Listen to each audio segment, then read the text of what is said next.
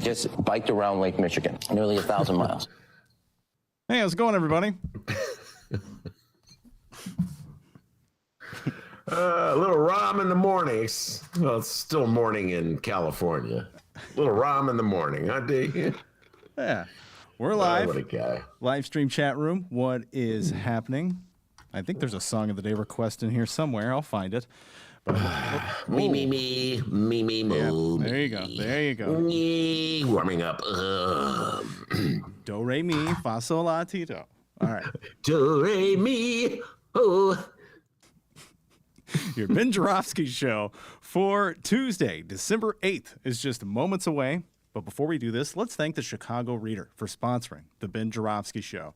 For all things Chicago politics, what to do in Chicago, even during a pandemic, check out chicagoreader.com and subscribe to the Chicago Reader. Great way to show your support for the Ben Joravsky show is to subscribe to the Chicago Reader. Maybe a little letter attached to it. Oh, the Ben Joravsky show, it's great. It wouldn't hurt, right? And, of course, today's Ben Joravsky show is brought to you by our dear friends at the Chicago Federation of Labor. Ben, how you feeling today? Feeling pretty good, young man. Feeling pretty good, as the song goes. Oh, good. Just keep feeling pretty good for about 2 hours, and we're good.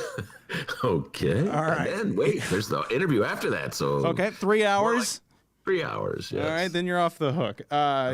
Your song of the day does come from Frank.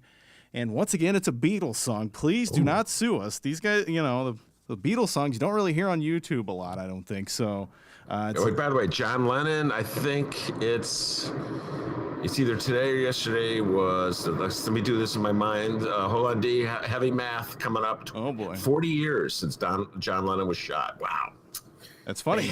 Jim brought that up on the live stream chat. He said, R.I.P. John Lennon, 40 years ago today. I remember hearing about that live from Howard Cosell during the Monday Night Football game on December 8th, 1980. Absolutely. Bad news from New York. John Lennon, the great John Lennon, has been shot. That's my Howard Cosell invitation. Yeah, I remember it well. Monday Night Football. But your song of the day is Yellow Submarine. Oh, come on. A happier song from a happier time. And as you know, Ringo Starr, I believe, is the singer. So here we go. Me, do, ra, mi. Oh, this is a new thing before our song of the day. Ray, a drop of golden sun. We all live in a yellow submarine. That's the sound of the submarine submerging. Force it. Oh, okay. Well, we're not getting. You know how they have all those little sound effects in the song? Yeah. Which really, I love the sound of force it. Whatever they're saying. Well, we're definitely not getting sued by the Beatles. That's for sure after that rendition. The Ben Joravsky show starts now.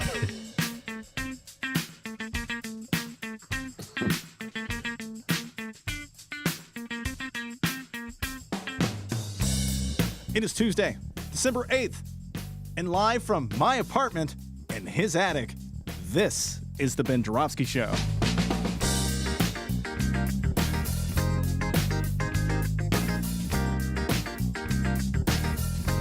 Today on the program, the director of the Black Harvest Film Festival is back. I repeat, the director of the Black Harvest Film Festival is back.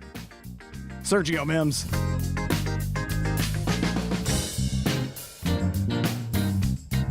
And now your host, Chicago Reader columnist Ben Joravsky. Hello, everybody. Ben Joravsky here, calling this Rudy Tootie Tuesday. And here's why.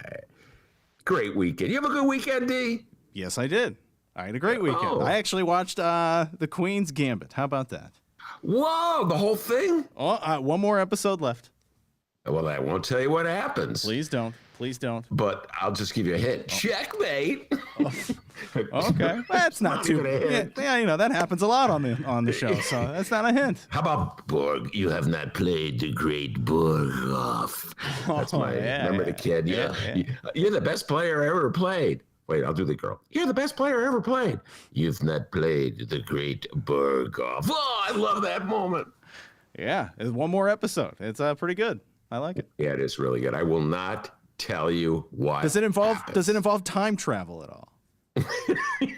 She actually turns into a basketball player, and she has a one-on-one game with a young Michael Jordan, who is an infant. Whoa. Yes. So, yeah. Well, I asked that because one of the characters in there looks like he time traveled from the 90s. Looks like David Spade or something. He's got like a 90s hairdo going on. Oh, yeah. You're one of the hipster chess players. Yeah, like, whoa.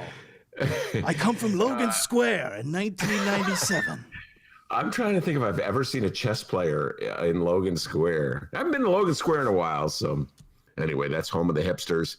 I'm glad you had a good weekend, Ian. I'm glad you saw the Queen's Gambit. I saw it again. My daughter wanted to watch it, so I watched it. Good flick. I liked it. Saw Manka. Very disappointing. Don't run, don't walk. Sorry, David Fincher. Sorry, David. Anyway, I woke up to discover the great Dick Allen had died after a long illness. Just allow me to indulge myself here, folks. 78 years old. Pause for a moment of silence. One of my favorite baseball players ever, Chicago White Sox, from about 1972 to 74, I want to say. I'd say he is my favorite baseball player ever. And I don't want to be one of those boomers reminiscing about the 70s, but, well, let's face it. I'm a boomer. Yeah, I'm reminiscing. It's about to happen. It's about to happen. So, folks, just indulge me as I go back in time. Space travel, like Dr. D said. There I am, 15 years old, sitting in my house. Come on, White Sox. They had won game one of the doubleheader. Now they were losing game two. It was bat day. Place was jammed. All the fans had their little bats in the air. Bat day? Let me help you out, millennials. This used to be a promotion that baseball teams did to encourage people to come to games. Yeah, they give away baseball bats. I know, they're too cheap to give away baseball bats now. Come here, you little suckers. Anyway, let me take you back in time. That doubleheader, bat day against the Yankees.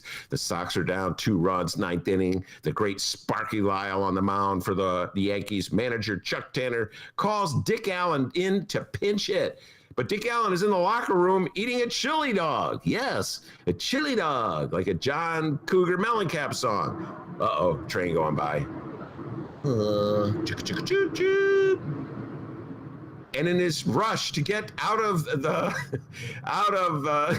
the locker room and into the dugout, he spills chili sauce all over his uniform. Yes. Oh, I've been there. I've been there. Yes, you have. We all been there spilling chili sauce on our uniforms. Anyway, to the plate he steps. Here comes the pitch. Look out! Way back! Hey! Well, that's Jack Brickhouse. It was really Harry Carey doing the announcing. I'm getting it all mixed up. Folks, all I can tell you is I was running around the house. Yay! White Sox win! Anyway, I love you, Dick Allen. You were the coolest guy in the world, and may you rest in peace. What else? Rudy Giuliani, speaking of dudes who are most definitely not cool.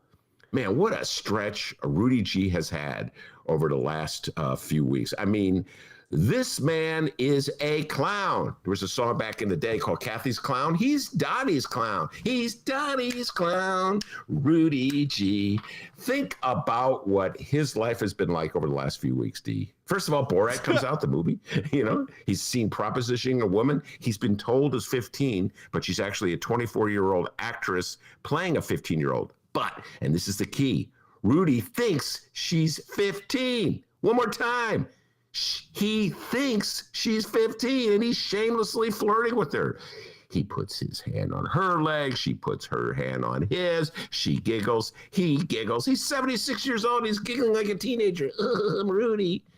Then they cut to the bedroom and he's on the bed and he puts his hand in his pants and he's clearly stimulating himself. The only thing that saved Rudy Giuliani from pulling out little Rudy is Borat bursts in the room.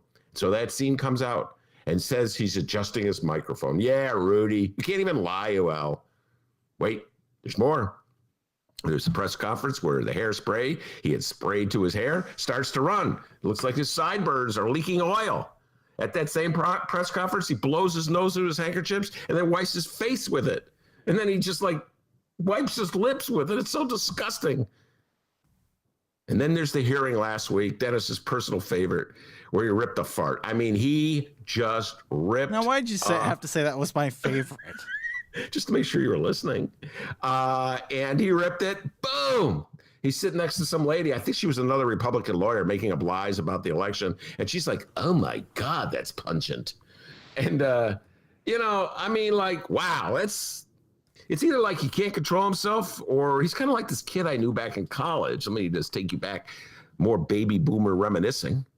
So we're sitting in the dorm up late, eating pizza and getting high. What else? Listening to Jimi Hendrix. I'm playing the air guitar left-handed, D. And he'd be like, hey, guys, I got a message. Want to hear it? And then he'd lift his leg and blast one out. We were laughing like it's the funniest thing we've ever seen. Only here's the deal. We were 18 years old. Rudy is 76. But that guy also now performs at Zany's every weekend with that joke. I know you knew guys like that. You know what I mean? Like it's oh, guys, guess what? Did you hear this new record by the Beatles? It's a blast.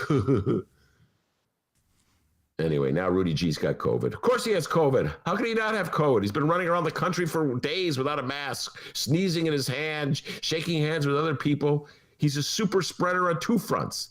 One, he spread lies about the election. Two, he spreads the disease. By the way, Frank, I want to thank you for that text you sent me. Didn't know about that. The latest Hail Mary on the election front, we'll probably be talking about this with Sergio. Ken Paxton, the Attorney General from Texas, is going straight to the Supreme Court with this one. An appeal straight to the Supreme Court. This story is just breaking. At least I just saw it. So it's going straight to the Supreme Court. He's a Hail Mary. He's hoping that the big five on the Supreme Court, the soldiers, Sam Alito, Clarence Thomas, let's see if I can do them all, Brett Kavanaugh, Neil Gorsuch, and the new lady, I've just blanked, Amy Coney Barrett. How about that, D? I rattled off 5 in a row. That baby boomer brain is smart, still sharp as a tack.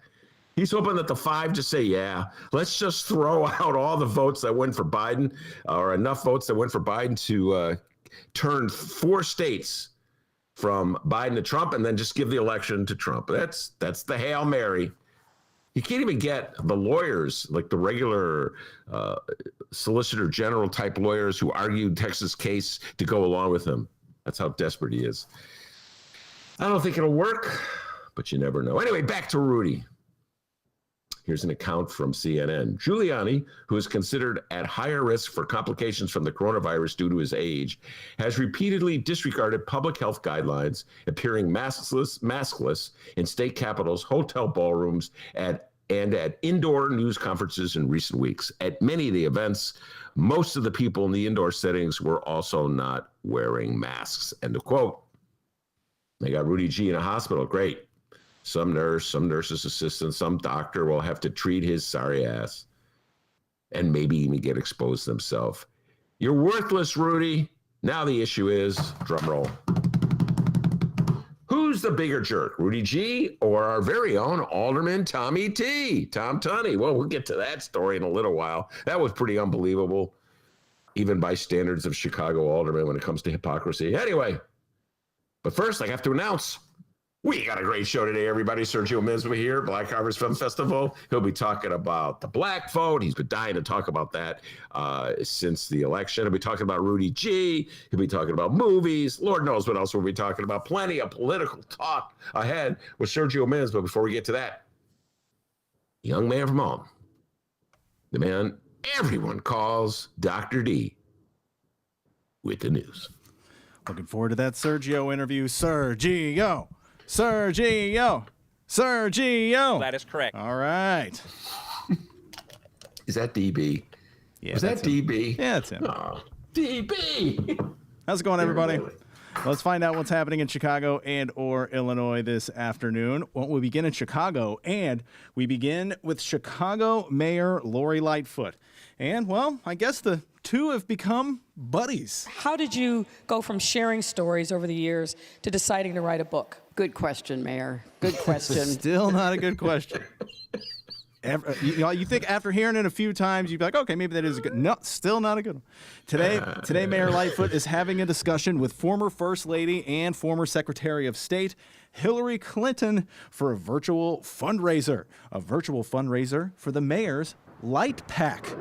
Ben, how much money do you think Hillary is handing over to the mayor, huh? $1 million? Maybe $1 billion? Yes, that's billion with a B. Well, I would say this, D. I don't think Hillary is handing any money over to the mayor. The Clintons are not known for giving money to people. They're known from getting money from people, as in raising money at fundraisers. So I think it's more of a thing where, oh, Hillary Clinton will be here. I'll sign up. I want to hear Hillary. She's still very popular with, Hillary groupies. And there's that mutual love society, Hillary and Lori Lightfoot. Good question, Madam Mayor. Good question. I'm like, huh? What? What was so great about that question? So, yeah, Dee, I'm not surprised that Hillary Clinton is coming to Chicago or doing the fundraiser. I don't know if she's coming to Chicago, doing the fundraiser on behalf of. It's virtual. It's virtual. What? Virtual, yeah. Lori Lightfoot. She doesn't even have to be in Chicago if it's virtual, as we've known, because we have Google Meet. And, yeah, that's the centrist wing of the Democratic Party, protecting their own in a town that could have a more progressive politician. One of the things we talk about all the time is how do we elect any kind of Democrat in red parts of the state?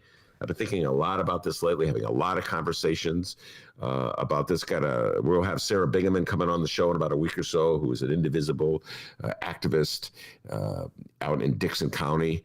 And so, we're overwhelming the vote was for Trump. So how can Dems, build a base of support in areas that go for Trump? We don't really have that worry here in Chicago. So my question in Chicago is, why are our Dems so conservative? That's what I don't get.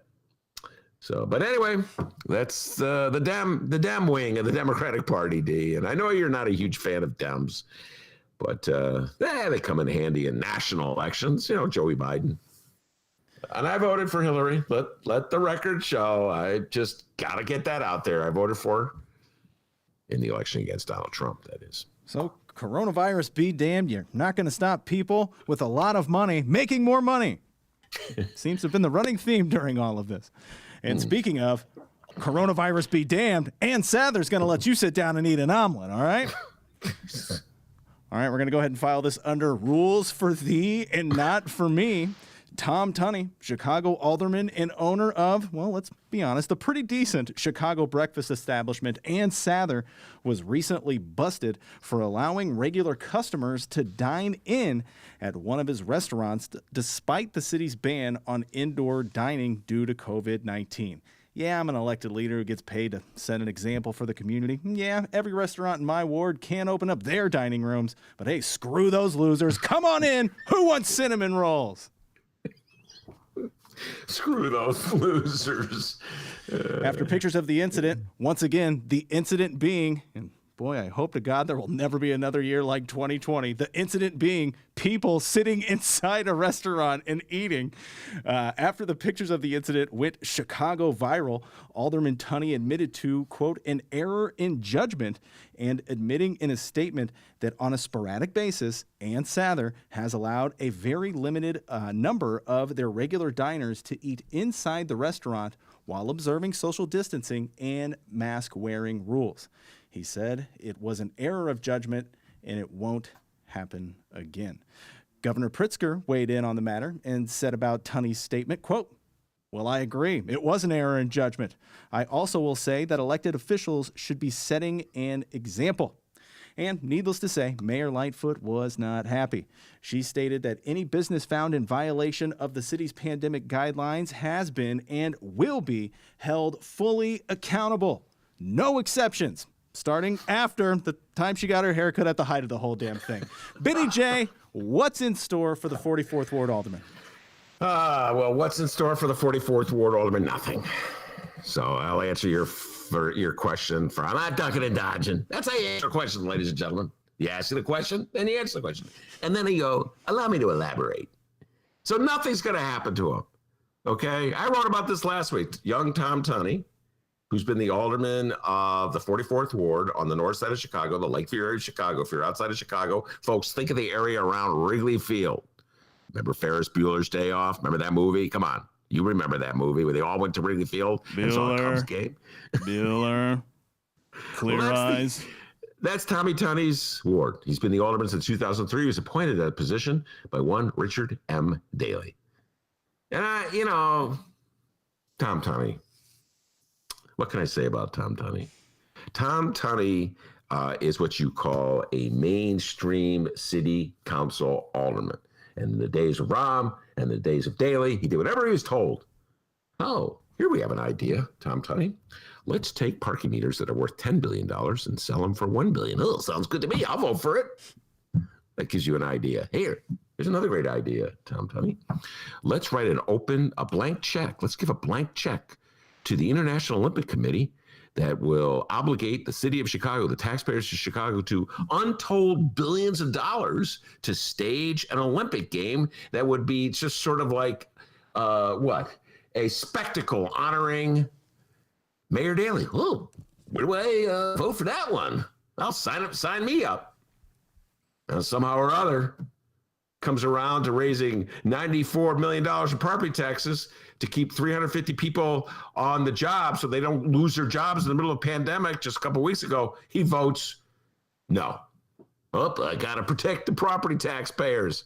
Oh, did I mention he also voted yes on Lincoln Yards, Sterling Bay handout, and yes on the 78, another TIF handout? So that's the kind of guy Tom Tunney is. That's the kind of voting record he has. Classic, mainstream, centrist, Chicago alderman, goes along with the powers that be, pretends when you're raising taxes to give subsidies to developers, it's not really a tax hike. But then when it comes to raising less money through the property taxes to preserve city jobs for people who actually live in Chicago, oh no, can't afford that. So, D, as you can see, I got some issues with how do I put this? Tommy Tunney's priorities.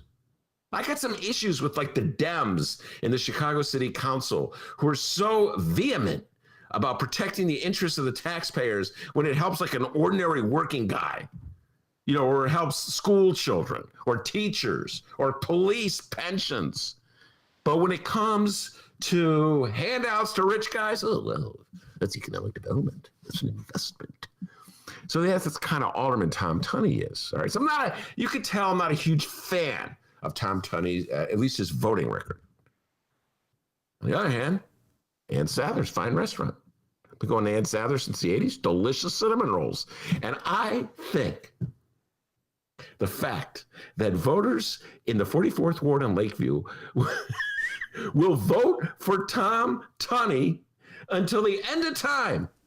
The world as we know it can be destroyed by a meteor, and there could be nothing on the charred remains of Earth except for cockroaches and voters in the 44th Ward. And they'll still be voting for Tom Tunney. I love those cinnamon rolls. So, folks in Chicago, They are good.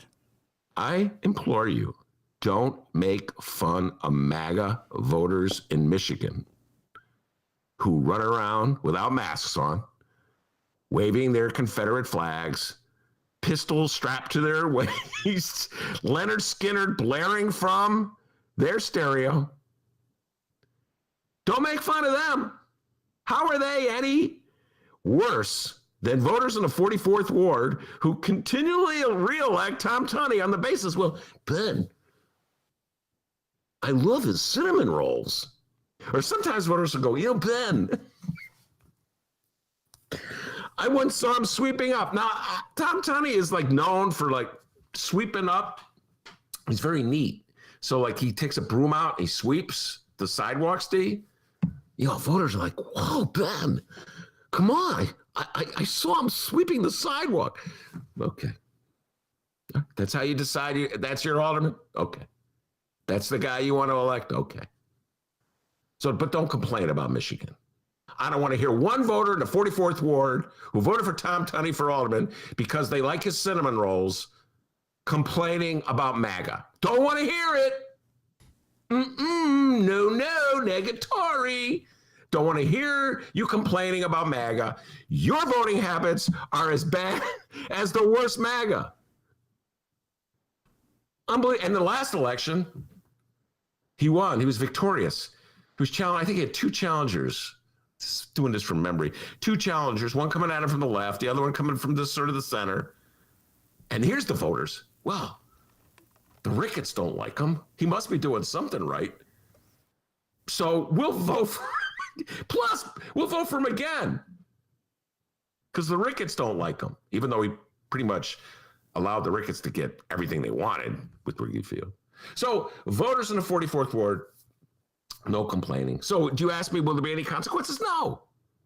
There are no consequences for aldermen from wealthy North Side wards doing stupid things, D.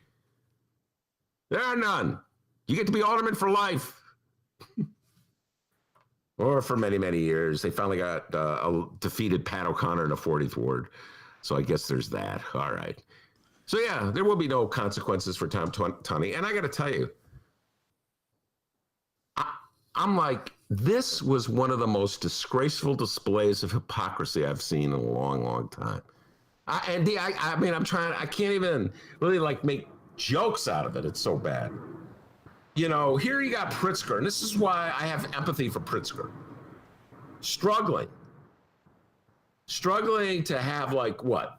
The state realistically confronting this serious virus, and you have half the state, or at least the MAGA portion of the state, they don't believe the virus is real. They believe that Pritzker's exaggerating the number of deaths. They think he has extended his powers by declaring emergency controls and protocols. They've gone to court to challenge him. They have protests where they don't wear masks to challenge him. The leader, their political leader, obviously Darren Bailey, showed up at the one legislative hearing or meeting that the General Assembly had since the pandemic without a mask, just to show their contempt. So this is what, they got signs throughout downstate and upstate too. Pritzker sucks signs everywhere. He's paying a political price. And he's saying we have to follow these rules. And so here you have a member of the Democratic Party in the city of Chicago openly flaunting the rules.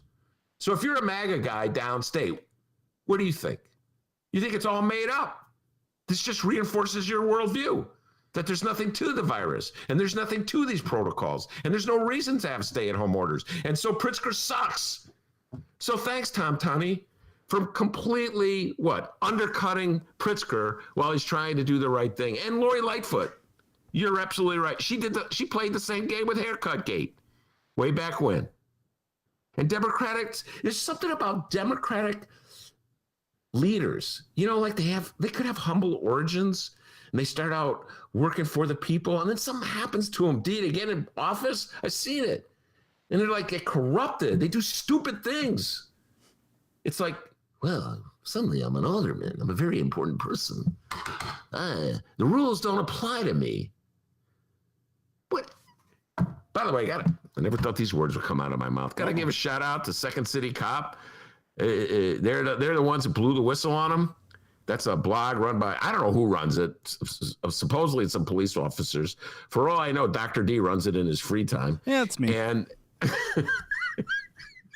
busted. Busted flat in Baton Rouge, waiting for a train. Anyway, so where did that come from? I don't know. So they had a scoop. It was a hell of a scoop. I remember where the story broke. Oh yeah, it was yesterday. I was sleeping. All of a sudden, I heard my phone go ding, ding, ding. People were sending me. By the way, I feel like Scoop. Like Cat in the Bag and Flip Flop. I feel like Scoop should have a sound effect, right? Got the scoop. What's a Scoop sound effect? Well, you could do Scoop like a shovel. That's like shovel. Okay. Got the scoop. There it is. All right. All right. A new sound effect in the catalog there. The scoop. You didn't give me any credit for the play-by-play thing I did for Dick Allen, the great Dick Allen, former White Sox, who died the other day. Here, one more time, D. Here's the 2-2 delivery. Oh, look out. Hey, back. Could be. Might be. It is. Holy cow. Sorry. That was amazing. Sorry First about one that. I did Jack Brickhouse, and all my millennial listeners had no idea that I was actually doing Jack Brickhouse as opposed to. Oh, you mean the listeners that tuned out after you mentioned that guy's name?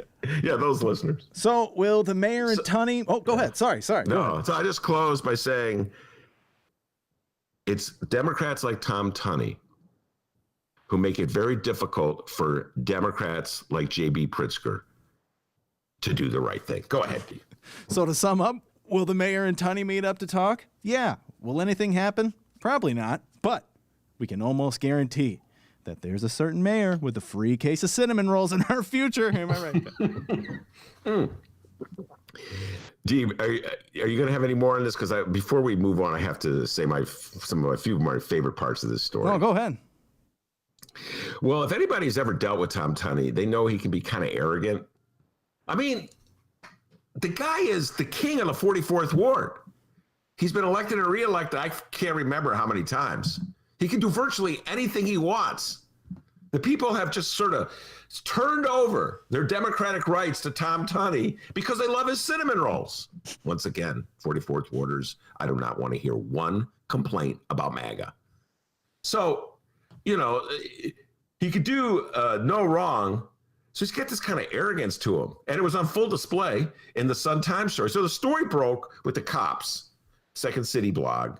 And other people started picking it up. And then Fran Spielman from the Chicago Sun-Times, City Hall reporter, called up Tunney to ask him about it. And I could just visualize this. When I read the story, Dee, she was asking him questions, really good questions like, how bizarre it was. Like he was running a speakeasy, a cinnamon roll speakeasy. In the old days, younger listeners, speakeasies during Prohibition were these secret bars behind, like fronts. So you would have a front like a cigar store, and then you would walk to the back of the cigar store and you would knock like this.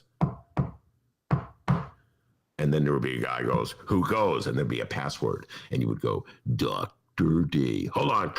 And then big. That's accurate, guys. He lived through it. He was there during it. That's an exact interpretation of how it went down.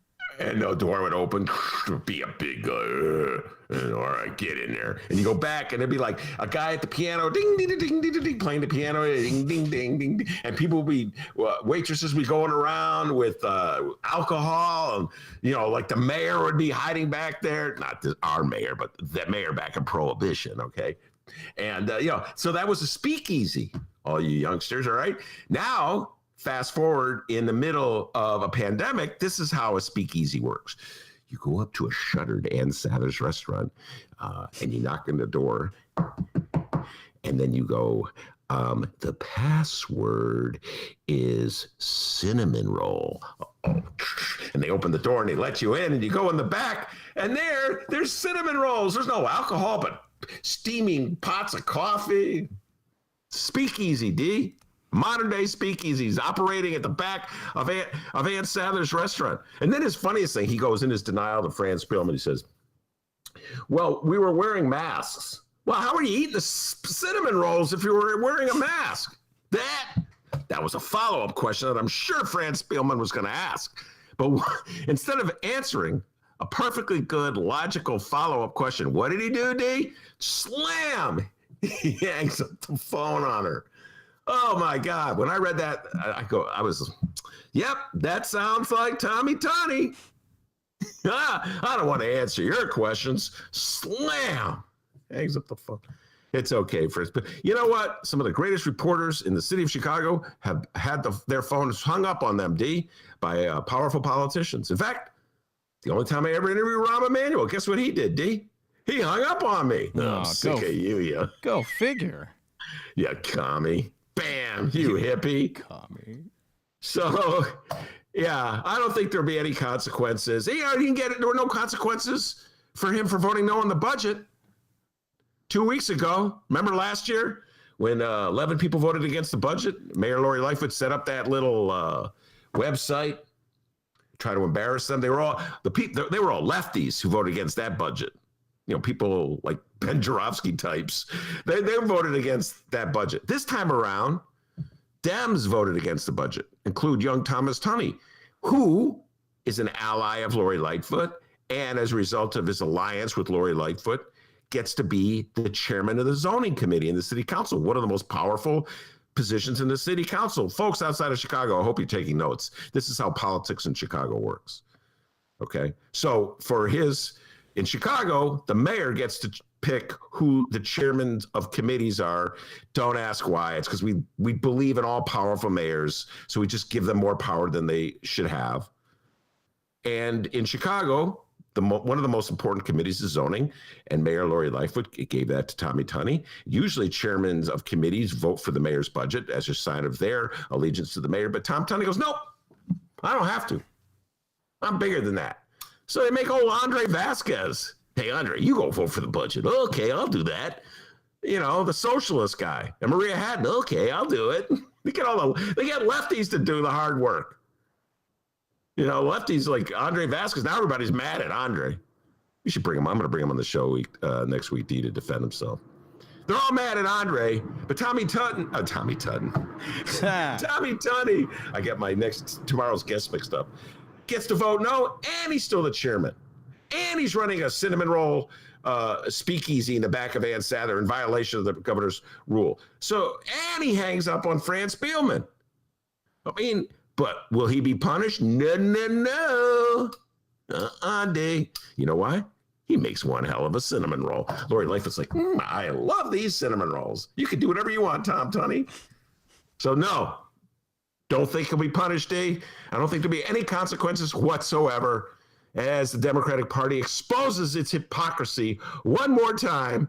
And then we'll ask people like me to whip up support for the Dems. Hey, Ben, could you sing some praise for some centrist Democrats who have complete and total and utter contempt for anybody who doesn't vote for the Democratic Party? Like MAGA? Could you whip up support for them? And by the way, just look the other way when Tom Tunney is operating a cinnamon roll speakeasy at the back of Ann Sather's. Sounds delicious. Oh, a cinnamon roll speakeasy? Oh, my God. All right, so the media has been hitting Tunney left and right, and, well, now our show is included in that. We're on board now. WLS, the radio station in Chicago, recently reminded us of a quote from Tom Tunney a while back here. Here's him. I don't know where this is from, honestly, but... You have to be a good neighbor. You have to be a good neighbor. Otherwise, I'm going to be up your butt every day. Oh, I remember that one, yeah. Yeah, that oh, my God. First of all, WLS, aren't they the right-wing station? Yeah. Okay, see, that's what irritates the hell out of me. You know, oh, guys, ever say anything critical about Donald Trump ever once in your life? See, I just spent 20 minutes ripping the Democrats. Okay, this is why,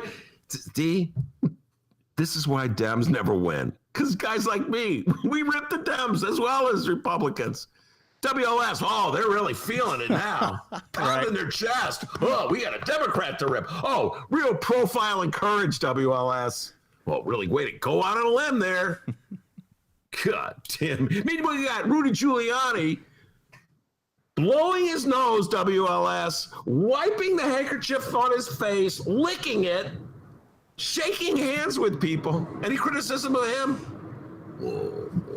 What about Tom Tunney? But anyway, that quote was he was speaking to the Ricketts.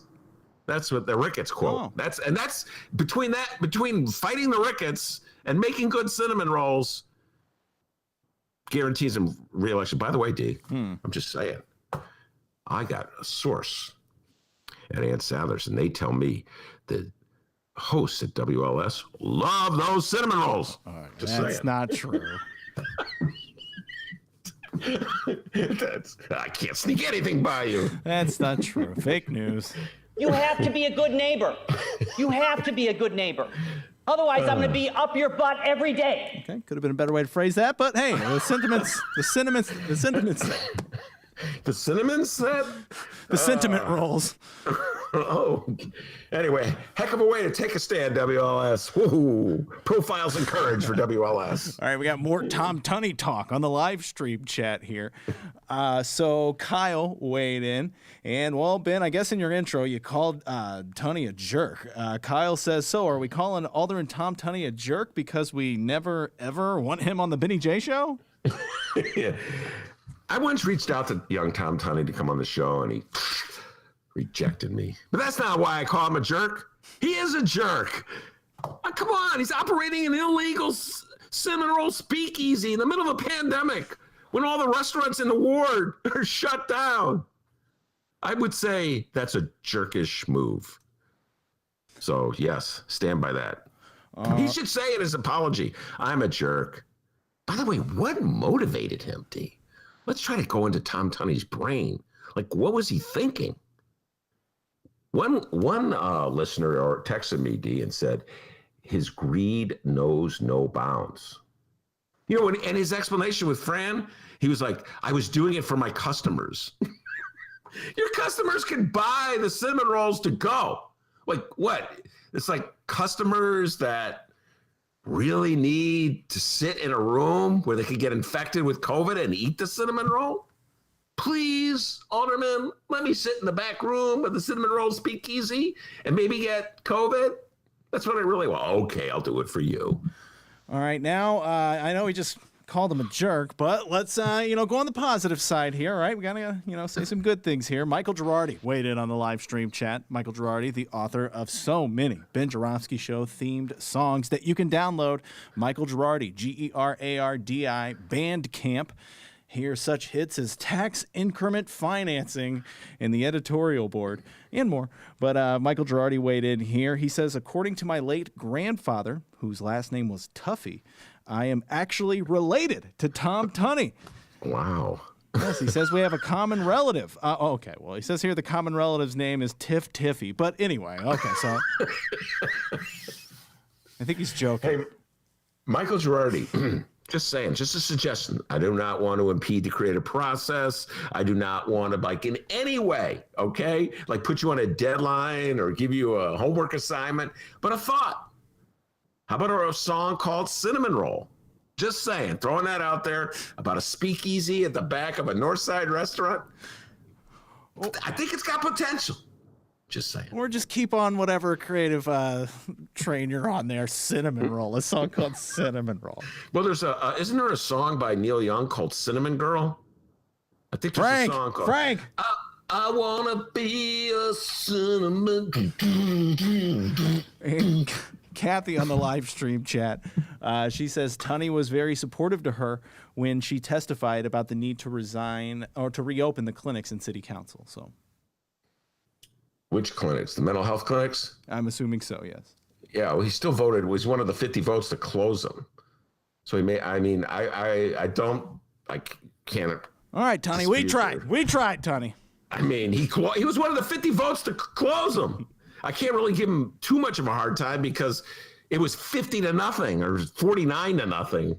So absurd amount. So I don't know. All right, well, like I said, we tried, Tunney. All right, more pandemic news. This is fun, huh?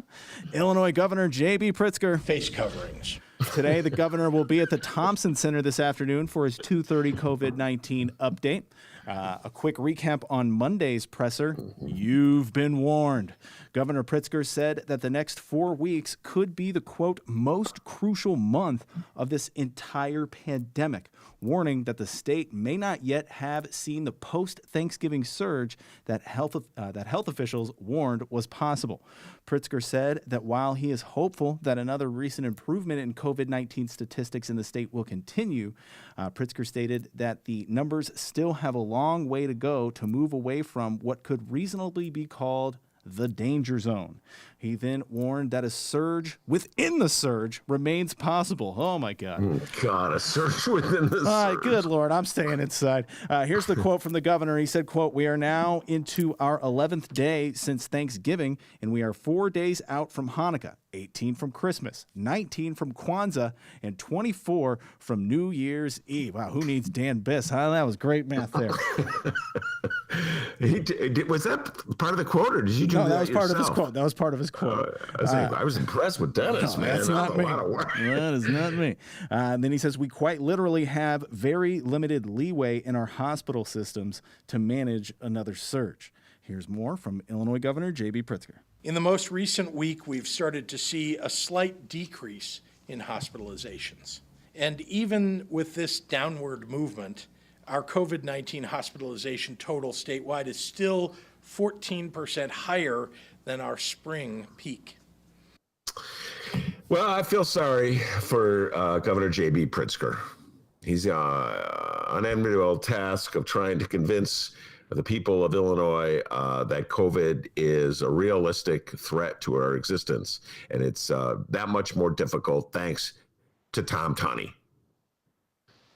And just thanks to the general hypocrisy of Democrats, my beloved Democratic Party. Make it easy for a WLS, Dems. Make it easy for them. You know, it's hard enough to be the governor of Illinois and asking people to do the right thing. And then you have people, Democratic officials in Chicago, not doing the right thing. And let's not forget the governor of California, Gavin Newsom. I don't know how much we talked about that. I know I mentioned this. Mm-hmm. Had the fundraiser with a bunch of lobbyists. Pulled a Tunney.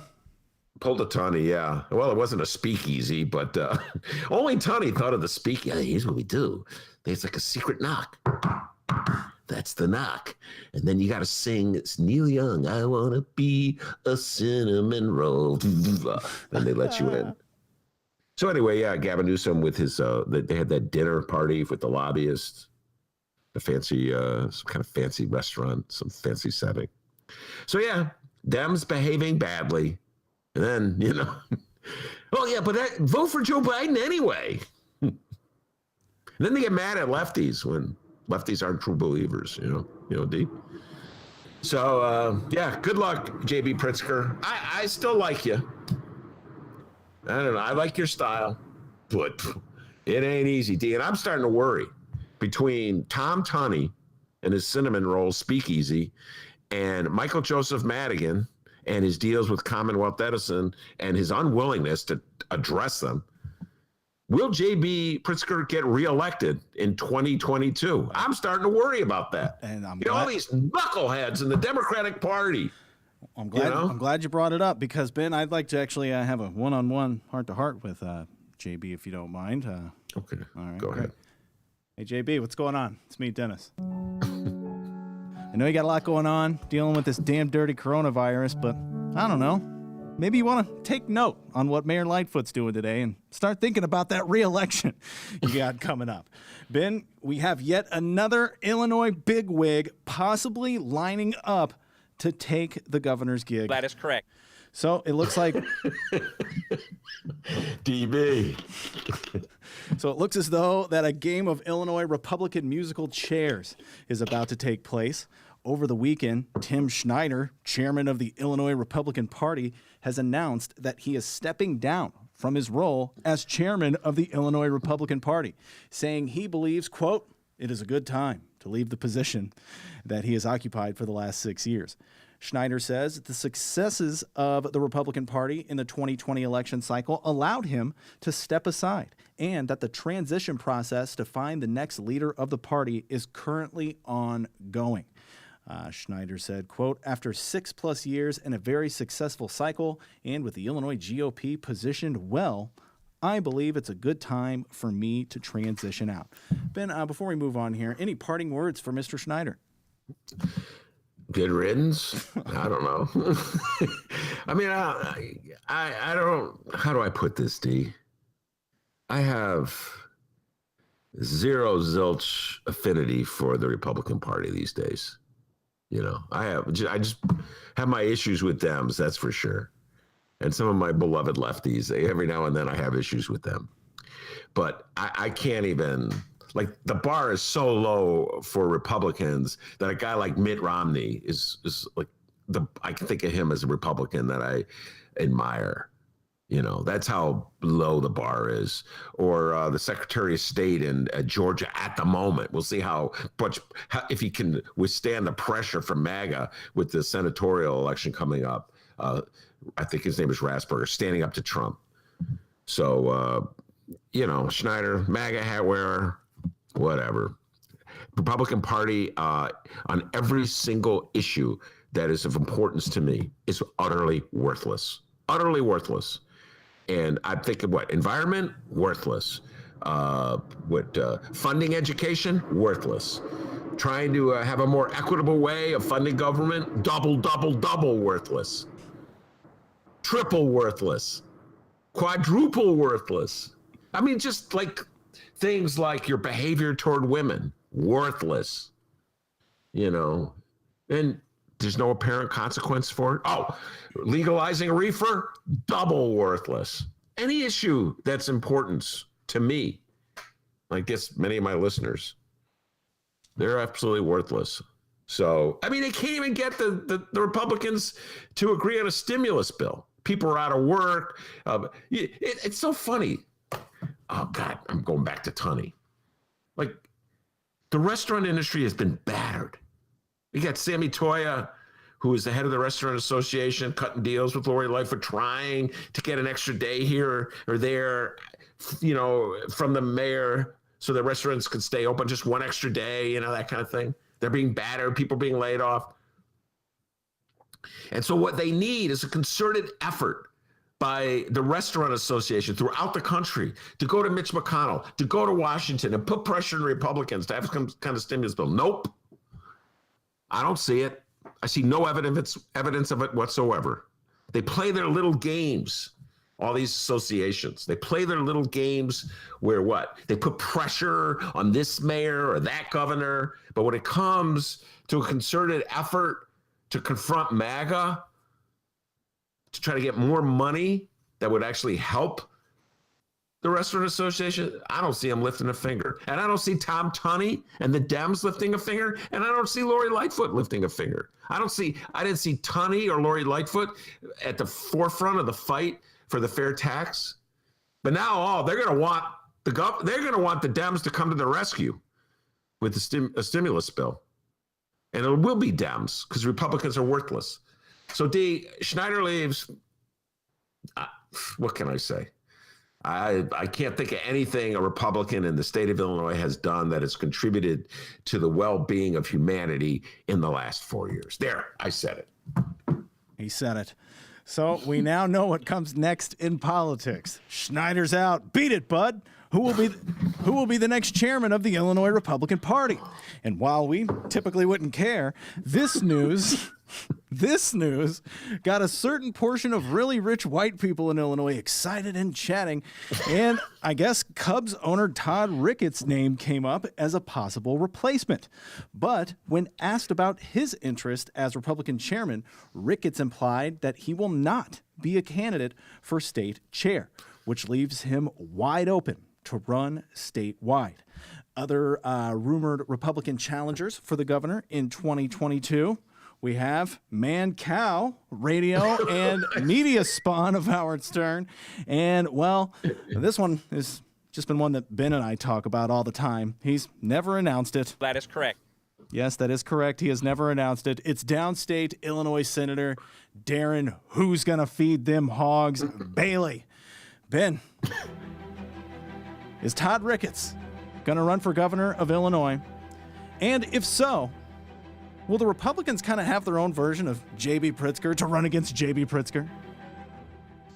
No. And, well, I guess if the first part is no, then there really is no answer to this. Wow. That's like a philosophical conundrum. I know it's Tuesday. Sorry, man. Sorry. Whoa. Can someone give me some of that bong?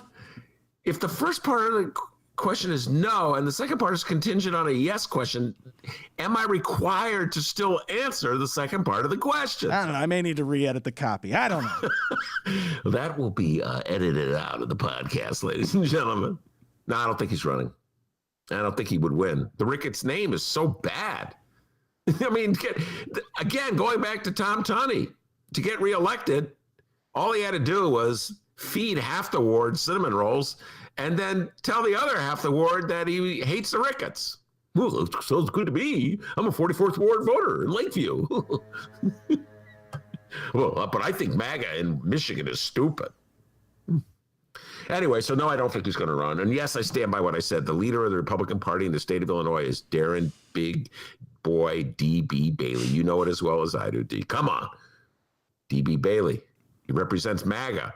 He's an unapologetic MAGA guy. That's who runs the Republican Party. Stop pretending it's any other way. The second most popular person in the Republican Party is one who it's uncertain whether he can run for governor, according to the legal advisors in the Ben Joravsky show. And that would be Blago. So I would say the two most popular Republicans in the state of Illinois right now are DB and Blago. They're much more popular than Todd Ricketts. And Mancow's trying to... Mr. Cow, your position... sir, my name is Mancow. It's not... My first name is not Man, and my last name is not Cow. It's Mancow. Oh, I'm sorry. Anyway, Mancow's trying to elbow his way in there. Adam Kinzinger, the congressman from the 16th Congressional District, has been mentioned. I don't know who mentioned. I don't even know where. Where did you see that item, by the way, D, that you just read? Was that in Rich Miller?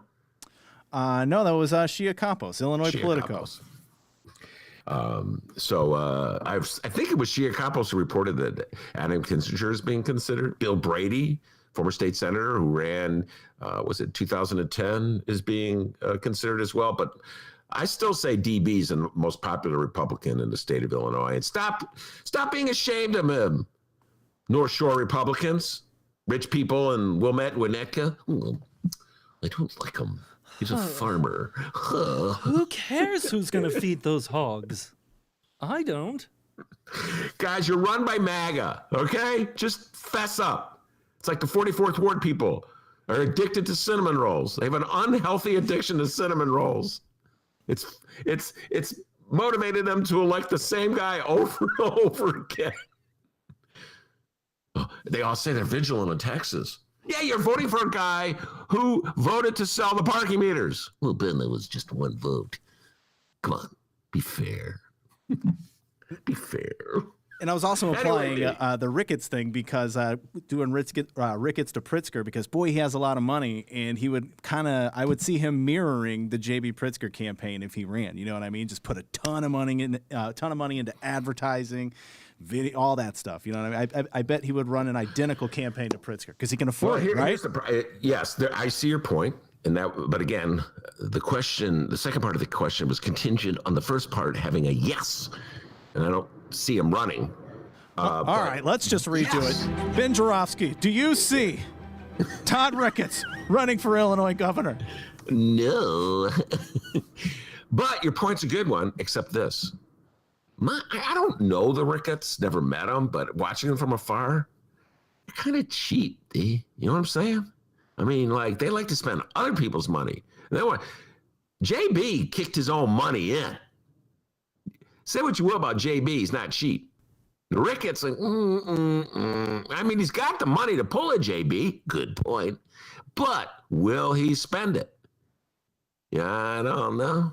I'll tell you one person who won't be supporting him, young Tom Tunney. Tunney doesn't like the Ricketts. Anyway, I do not think he's going to run, so... And you know, don't think we're going to have the battle of the billionaires. Maybe I've been ahead of the curve the whole time. I don't know, but I've been saying it the whole time. Go Cardinals. All right, moving on. Go Cardinals. Dick Allen used to play for the Cardinals, by the way. Anyway, go ahead. All right, now back to Tim Schneider real quick. Possible names rumored to replace the Republican chairman. And, once again, usually we don't care. But, Ben, I'm sure you'd love to sit down with Ann Sather and talk with these folks. We got retiring Congressman John Shimkus, State Central Committeewoman Jan Weber, or Barbara Viviano. We got Will County GOP Chairman George Pearson, who, by the way, is a black man with military, business, and political experience. So my white people joke was a little off there. And Lake County Republican Party Chairman Mark Shaw, who also serves as state party co-chairman. You know, I got to give Shia Capos credit. I mean, she has to rattle off all the names of these Republicans like she knows who they are. I got to tell you, D, I don't know any of these people. Okay, I mean, I can't even pretend. You know, you're supposed to be able to just like really skillful. Well, that's an interesting array of candidates, D. And John Shimkus is a fascinating Republican. He comes from downstate. He was a beet farmer. You know what I'm saying? Like, you read their Wikipedia page 5 minutes before the show, and then you're like an expert on them. But I can't even pretend that I know any of these people. I would have taken you for a Jan Weber kind of guy, huh? I don't know Jan Weber, but I love her cousin, Weber Grill. Oh, sorry, it was really stupid. I'll edit that out. Yeah, edit that one out. Do you let that one go, okay? You know, in the editing process. Oh my God. So anyway, yeah, no, I'd love to join Shia Kapos in a recitation of these Republican bigwigs, the brains of the Republican Party, but I don't know who any of them are. And to me, the only one who really has stood out this year, and we follow the news every day, right, D? Every day we follow the news. The only Republican personality that has stood out this year is DB. I mean, he has flown the MAGA flag, and that's the ruling, prevailing, ideology in the Republican Party right now. So who are we kidding? And Blago, who's technically a Trumpocrat, not a Republican, but, who's kidding who? Yeah, I think you're all alone on that Blago thing, man. There's no way he can run. No, he can't run, but he's still, I would say, second to DB popularity. Okay, let me ask you a question. Okay, here we go. Get ready for this question. Now, don't duck and dodge. Oh, God. All right, when Republicans out in, I don't know, Pig Kisser County or wherever they were, had that fundraiser to raise money for Republicans, did they go to Jan Weber? Did they go to Mark Shaw? Did they go to John Shimkus? Did they go? I'm trying to remember all the names on this list. And it's pretty good, though. It's pretty good so far. You got to give me credit. Yeah. Did they go to George Pearson? Dang. Or did they go to Blago? Huh? I'm a Trumpocrat. The Trumpocrat, that's right. In fact, that guy who says Trumpocrat, that's right, I think he's the third most popular Republican in the state of Illinois right now. All right, that's our local news, everyone. Brought to you by Cinnamon Rolls, of course. We're going to take a quick break here, but hey, remember, you can download previous Ben Joravsky shows, Benny J bonus interviews, and so much more at the Chicago Reader website and wherever else you download podcasts. We had a great lineup of Benny J bonus interviews over the weekend. We replayed the first Tuesday show. We talked with Lakeisha Collins. That was a great interview as well. She got the Madigan question. If you've yet to check that out, go do it. The Chicago Reader website and wherever else you download podcasts. Also, follow us on social media at Benny J Show, BENNY, the letter J Show, on Facebook, Twitter, and Instagram. And you can send us an email, bennyjshow@gmail.com. And you could call us, too. Crazy, right? 708-658-4788. The number again, 708-658-4788. Call the Ben Joravsky Show, preferably when the show's over. And leave us a voicemail. There's a good chance we will play your voicemail on the program. And speaking of, we did get a voicemail over the weekend. I'm going to take a listen to that while we talk to Sergio Mims. And if it isn't insane, we'll play it. How about that, Ben? That sounds like a plan. That is correct. All right, cool. I hit up Sergio on an email here, so we'll wait for Sergio, and when we get him, we'll talk with him. Don't go anywhere. It's the Ben Joravsky Show. We are live from my apartment in Ben's attic.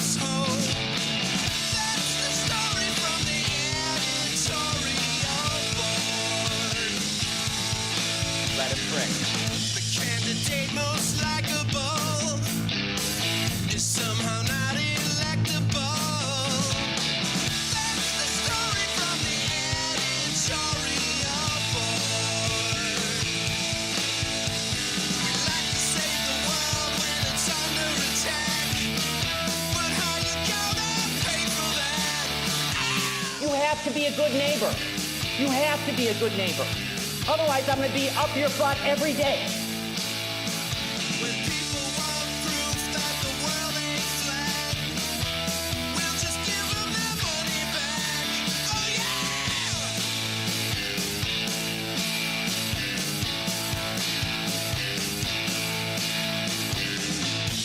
We heard what you want to do.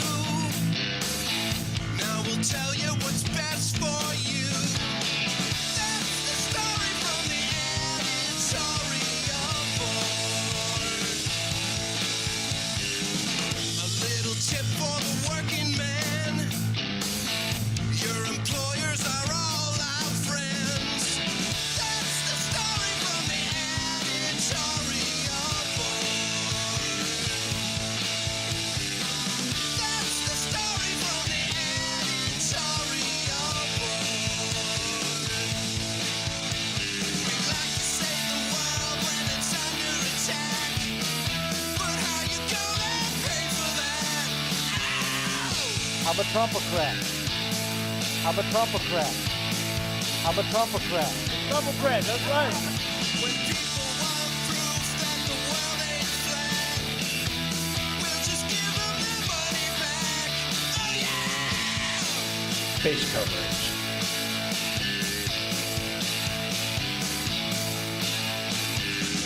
That's the story from the editorial board.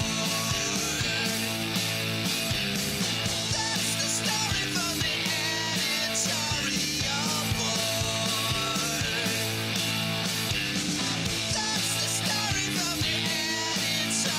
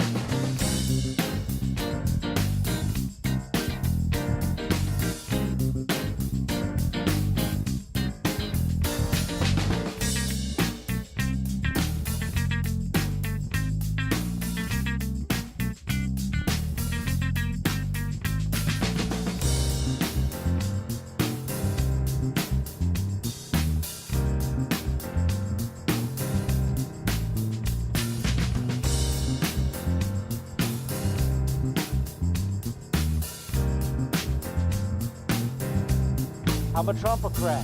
Trumpocrat, that's right.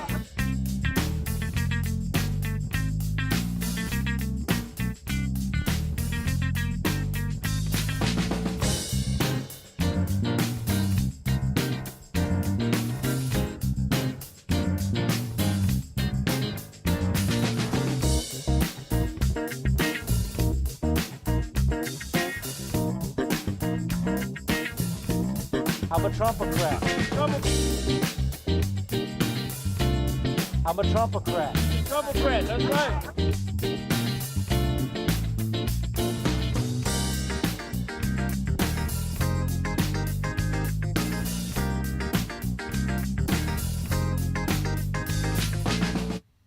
Welcome back to the Ben Joravsky Show. Oh, hey, there's the Brown line. Live from my apartment and his attic. We're still waiting on Sergio Mims. We sent him an email. He should be getting it here shortly. Ben, what are you planning on talking with Sergio about? I just got off the phone with Sergio. We probably talked to him about our inability to connect on email. Oh, that'll be one I thing. literally just talked to him on the phone while you were playing the music. I go, Sergio, why aren't you accepting your email invites? I go, I haven't got it yet. And he goes, I have plenty to talk about. I want to talk about Tom Tunney and COVID and the black vote and Georgia. By the way, I want to thank. We got him. But you want to thank who? Sorry. I just want to say thank Frank. Frank, I got your latest update. Man, the Republicans, no joke in Georgia. They're trying to change all the rules they can to guarantee that they do not lose those Senate races. At least they have to win at least one Senate race. Sergio Mims has joined us, Black Harvest Film Festival, the co-founder of it. Sergio, can you hear us okay? Yeah, can you hear me? Oh, there's always the trouble. Oh, he sounds good. You can hear him, right? I can't hear Sergio at all. Can you hear him? Yeah. Say hey, Sergio. Yeah. Oh, there we go. I can hear you. You can't hear me? I hear you fine. This will all be edited out, ladies and gentlemen, once we get to the editing process of the podcast. Sergio Mims, Black Harvest Film Festival, you said, absolutely, ask me about COVID, the Black Vote, and Tom Tunney, just to get started in any one of those orders and let me go. So, Sergio, you could start with any one of them first. I've already riffed at length about Tom Tunney and the hypocrisy of Democrats, but feel free to weigh in on any of those issues. Whichever one you want to tackle first, go ahead. Okay, let me do the whole Ann Sadler thing first. There was a piece where I saw that one of the employees said they ratted us out. Okay? Yeah. I don't know what they're talking about. I passed by Ann Sadler about a week and a half ago. The place was packed. It was like no secret. I should have taken a picture. Is that of right? the place. And by the way, I'm not really crazy about the cinnamon rolls. They're a bit too rich for me. I don't know. But it was like no secret. So, when I saw people going in, my attitude was like, well, yes, the North Side. They can do whatever they want to do. That's you know what? Follow up on that, Sergio. If you've a long time listener to the show, comes on. He's born and raised on the South Side, a resident of Hyde Park. Went to Kenwood High School, so he's South Sider through and through. And yeah, there is definitely a double standard. North Siders get away with murder, and they don't even get punished by Mayor Lori Lightfoot. Well, of course not. So when I saw that, I was like, the North Side. Hey, what are you gonna do, right? So, so when I saw this piece about Tony has to apologize, and we're so sorry the place is packed. People pass by, I'm sure who ratted them out every day. People were going into that place. It wasn't a secret. It's on one of the busiest streets in Chicago. So Belmont, yeah. Belmont. So what's the point? Okay, that's number one. Number two, well, let me deal with the COVID thing first, okay? Go ahead. All right. This is something that the media has not touched on, and let me explain it, okay? You always talk about the numbers. 15 million people have died. I'm sorry, 15 million people have been found positive. What is the total now in terms of deaths? Here's the thing. We're Americans, okay? You can't tell Americans what to do. You cannot tell Americans what to do. From the time we're in the room, we're told that you're American, you can do whatever you want to do, you can go any place you want to go. And this is especially true for white guys. Mm-hmm. You can't tell me what to do. We're not Australians. We're not New Zealanders. We are not Germans. In Germany, they take orders very well. In Germany, they have a history of it. Jawohl? Wow, not a bad German accent there from Sergio. I never heard that one before. Go ahead, you're on a roll. Right. We're not Japanese. We're Americans, right? Mm-hmm. There was a really interesting piece that appeared this week in a New Yorker about Americans' attitudes. And he interviewed this one guy in his 30s. And his attitude was that even his grandfather died of COVID. And his attitude was like, yeah, he was an old guy, so I'm still young. I haven't been sick, We're self-centered. We've always been self-centered. We're selfish. I think that these experts you see on TV all the time, I think they had the road approach, right? They were trying to appeal to the better angels of our nature. You know, you should wear a mask to protect you and others. Our attitude said, fuck you. You got it. It's not my problem. I don't know you. Yeah. You know, it's like, you got it because you're weak. You're a pussy. You got sick and you died. It's not my fault. That's Americans. Yeah. That's how we are. You know? So, yeah. And here's the other thing about the numbers, right? I'm going to quote Joseph Stalin. Okay, that's a first on the Ben Joravsky show. This is a Go ahead. quote by Joseph Stalin, where he said, it's been missing, it's been gotten wrong, but the exact quote is, when one man dies from hunger, it is a tragedy. When millions die, it is statistics. What he meant by that is that the bigger a number becomes in terms of massive casualties, the more impersonal it becomes. What's 15 million? I don't know. That number's too large. I don't know. And here's the other thing. Okay, how many people have died compared to how many people have been found positive? Now, after 15 million, let's say 3 million have died. Okay, now people are worried.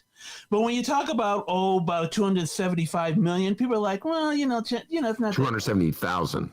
I'm sorry, 270,000. They're like, well, chances are still pretty good. The reason you got it is because you're fat. The reason you sick and this guy died, there was an article I read about a guy, and this article was being very sympathetic. It was a guy in his 30s who caught the COVID virus and he passed away. And when you read the piece, you find out, and they had to reveal this, the guy was 5'5", who's 296 pounds. And I was like, well, that's not really going to help you, because people will read that article and say, well, yeah, if he didn't die of that, he was going to die from a heart attack or diabetes. I think the approach was wrong. I think the approach to trying to get people to do the right thing, like wearing a mask and everything, if you keep telling people, oh my God, you're going to die, what's going to happen? People are going to tune out. People will tune out. They'll say, okay, I've heard this and okay. It's like watching a horror film. You can scare me the first 3 times. After the 10th time, I know where the shocks are coming. Well, I'll give you another analogy what it's like and get your response to this. You and I are the same age. We came of age at the same time. You in Kenwood, me at Evanston. And when everybody in our generation was smoking reefer, and so to deter us from smoking reefer, they showed us a movie in health class called Reefer Madness. And Reefer Madness made a joke of everything because anybody who smoked marijuana knew that Reefer Madness was a complete exaggeration and distortion of what the experience of smoking marijuana was like. And I think, to your point, I see some comparisons between the attitude that's particularly young people. So they hear everybody lecturing them, wear a mask, don't go to bars, don't drink with your friends, don't get together in large gatherings. And they go, nah, I don't believe it. It's like reefer madness. They're exaggerating. Young people don't die from this thing. Old people die from it. And I probably won't get it anyway. And I really want to go out. And so I'm going to go out. That's the analogy that I see, that it's sort of like the hectoring that the health class teachers gave us back in the day. Your thoughts on this, Sergio? Yeah, it's the same thing. I'm reading something here. Ro Dolan says, Dr. Gupta on MSNBC said that COVID is so bad now that we should wear a shield with a mask when we go into a building that isn't our house. Are you kidding me? Really? That doesn't help, okay? It will do the opposite effect, right? First of all, that's a bit extreme. And number 2, people are going to say, the hell was that? I'm not going to do that. I'm not going to do that. Look, people always make this analogy to me when I tell them this thing. Well, back during World War II, that was a different time, in a different place, in a different country. We're not that now. We haven't been like that in decades. First of all, remember after World War II, we had just barely recovering from a Great Depression, where a third of the population was unemployed. The country was in absolute dire straits. Since then, we've had it pretty good. There have been recessions, right? But all in all, Americans have had it pretty damn good. Mm-hmm. Compared to even other countries. Really, we're spoiled. So when you all of a sudden you're telling people, well, now you're going to have to make these large sacrifices where you're going to put on a mask and you can't go anywhere and you can't do that. Okay, maybe some people will say, okay, I'll do that for a while, but okay, enough's enough. All right, let me ask you this, Sergio. Are you wearing a mask when you go out in public? Yeah, I do. Well, okay. Yes, I do. Yes, I do. Okay. All right. There's no well there. Either you do or you don't. So when you were walking down the street. What I mean, when I'm on this, okay, like when I'm walking to my car or I'm in where I don't wear it, I have a mask in my car. Now, once I'm out someplace else, I always have a mask on. Yeah, I'm with you. In other words, like when I go for a walk at night and I'm walking down a deserted street, I'm not wearing a mask. But as soon as I see another person coming, I take that mask out. So it's been drilled into my head. All right, now I'm going to ask you a question, and I'm going to throw this one at you. So you walked down Belmont and you saw those people and Southers, and you made a general conclusion about Northsiders versus Southsiders and white entitlement versus black entitlement. In your humble opinion, as a man who has traveled throughout the city of Chicago, South Side neighborhoods, North Side neighborhoods, black neighborhoods, white neighborhoods, who is more in compliance with the rules regarding social distancing and wearing masks, black people or white people? Black people, without question. Without question. Without question. Elaborate. I just, from my observations, even on the South Side, well, observations, I live in Hyde Park. I can walk around and I see, I haven't seen a black person without a mask. I have not in months. But I've seen, occasionally, I will see a white person walking around, hey, how you doing? Without a mask. I'm sorry. That's not COVID. That's just me laughing. Yeah. The white person imitation was really, hey, how you doing? Right, So why do you think that's the case? Why do you think there's more compliance? There's a guy. There's a guy I like to watch on YouTube. I listen to a lot. His name is Tariq Nasheed, who I think is great. And Tariq Nasheed says, what's the phrase he uses? I white and I say so laws. I'm white and I say so. Yeah. I can do whatever I want to do. Yeah. Oops. Sorry. Yeah. I actually turned on my phone by accident. Yeah, I do whatever I want to do. Yeah. So there you go. That's my whole thing about it. I think the approach, and actually I have seen articles that have said the same thing, that the approach by the media and by professionals, I can understand that there was erring on the side of caution, but I think they kind of they overdid it to the extent that eventually it dulled the senses of people, and they were just like, well, and let's face it, this thing has been around for a long time. Mm-hmm. I mean, I know people who were sick from COVID back in November. Okay, December. This was a couple months before it became officially the thing, right? Mm-hmm. So this thing has been around for a long time. First of all, I think there are a whole lot more people who are positive than the official numbers. I think there's a whole lot more than 15 million, without question. Well, Sergio, if the approach that they're using is not working, in your humble opinion, what approach should they be using that might be more successful? I don't think probably there was one. Mm. And as I said before, going back to what I was talking about earlier, we're Americans. You can't tell us what to do.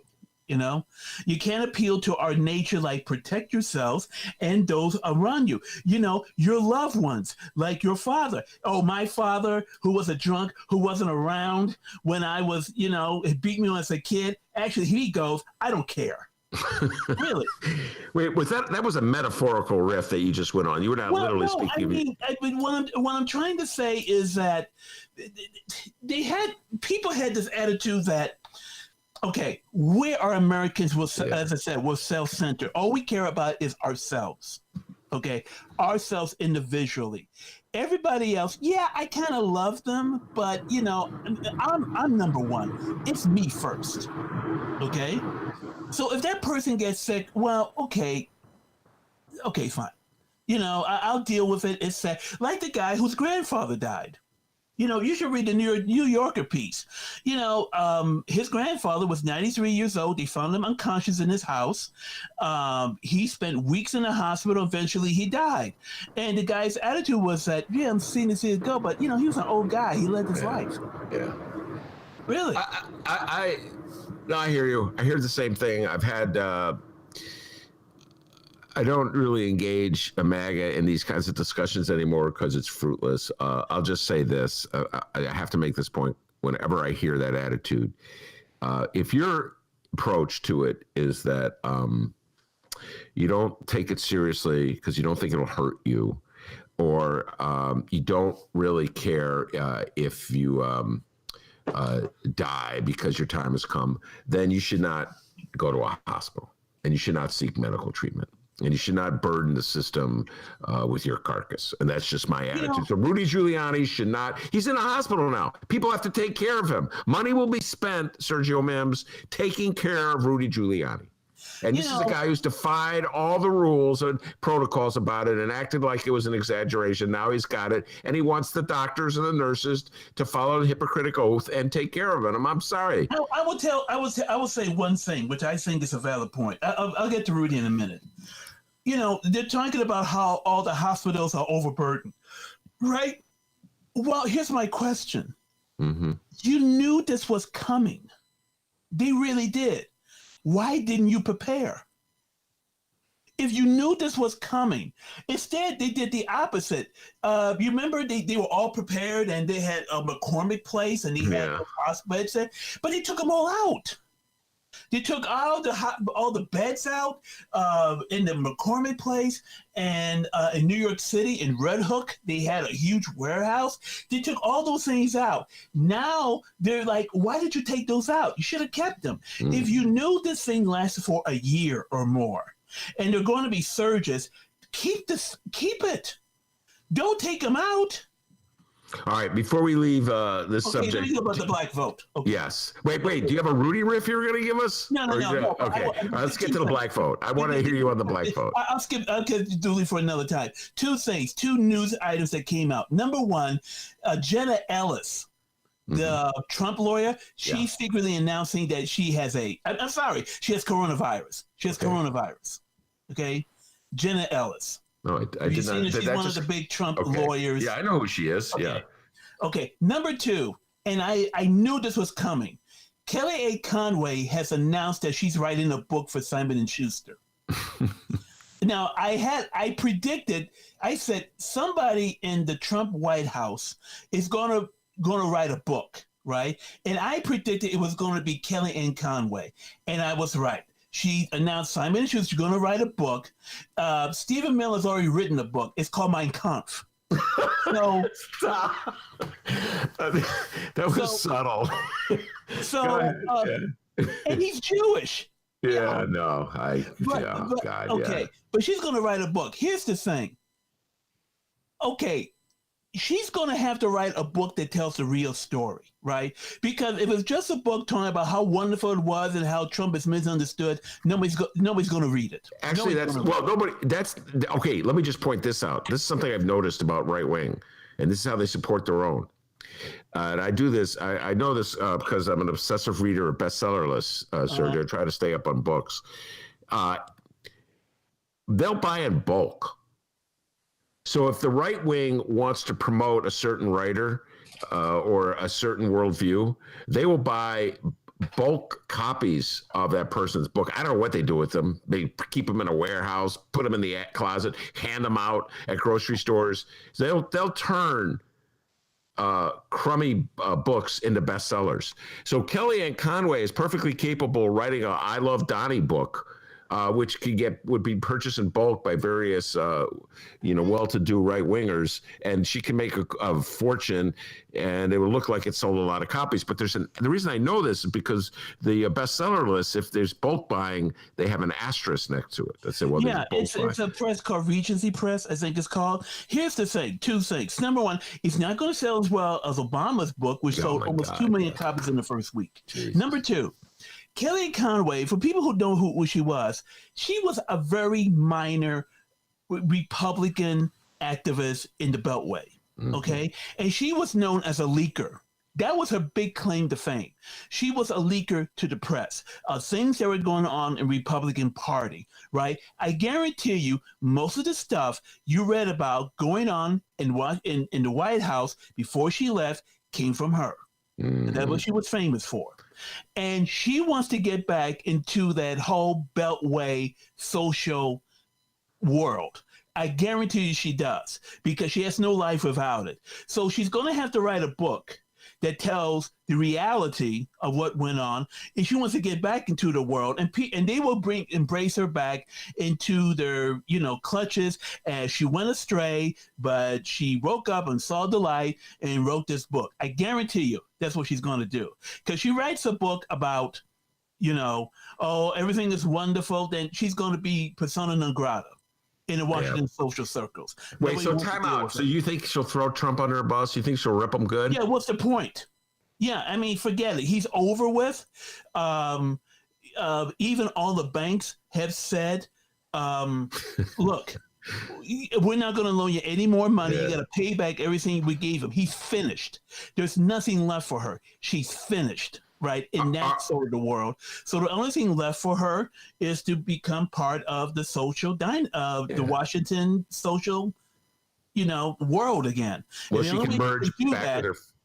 She can merge with her family. And believe me, it'll be a bestseller. Yeah, she'll be criticized, but it'll be a bestseller. It'll be a hell of a bestseller. I mean, bigger than conservatives just buying her books in bulk, if that's what she wants to do. Okay. All right. Now, the black vote. Yes, okay? That's what I wanted to hear you. Okay, now I mentioned the thing about a couple of weeks before the election, there was this thing going on the internet that black men voting for Trump, right? And it got into a frenzy. There was this, I don't know if you know her, this woman by the name of Brittany Cooper. She's like this black feminist professor. Right. And she said that any black men who vote for Trump, that black women should withhold sex from them, including herself. Brittany Cooper is like 320 pounds. Believe me, no black guy is hitting that. OK, let's be honest. OK. The views and opinions of Sergio Mims are those of Sergio Mims. Go ahead, Sergio. You bring me in, I got to say what I got to say. All right? Okay, go ahead. You're on a roll. Okay, so what happened? The black male vote went up a little compared to 2016, but it wasn't no mass black male voter turnout for Trump. Right. There were some black guys who voted for Trump. Now, why did they do that? Okay. Let me explain the reasons why. Number one, this is my opinion once again. Number one, I've noticed that black guys who vote for Trump seem to think that they're better and smarter than most black people. They see the bigger picture, And I just know from things they say and things they write, they really like to put most black people down and pretend that they're smarter than everybody else. See, I see the bigger picture. So therefore, I'm not voting for that racist Biden. That's what they said all the time. I'm not voting for that racist Biden. Biden's a racist, but he never say anything negative about Trump. But he always talk about the racist Joe Biden because of the crime bill. Okay. And other things. therefore saying that there's no difference between the two, so I'm going to vote for Trump. I know that this sounds illogical, but I see that. Number two, I'll have to bring her up. I'm sorry, folks, but Kamala Harris, there is still a lot of side eye, that's the word I like to use, and a doubt among many Black people about Kamala Harris. Sorry. When you see that, her background, and you see her record as a district attorney in California, and as a attorney general, a lot of people, a lot of Black people still have a lot of doubts about her, how truly committed she is to Black progress, to Black issues, and a lot of people do not see her as African American. Sorry. She's Jamaican, Brahmin Indian. Does she know what it's like to be a Black person in America? Does she have the in her background of Black people who have lived in this country for generations, for centuries, who endured all kinds of racism and oppression?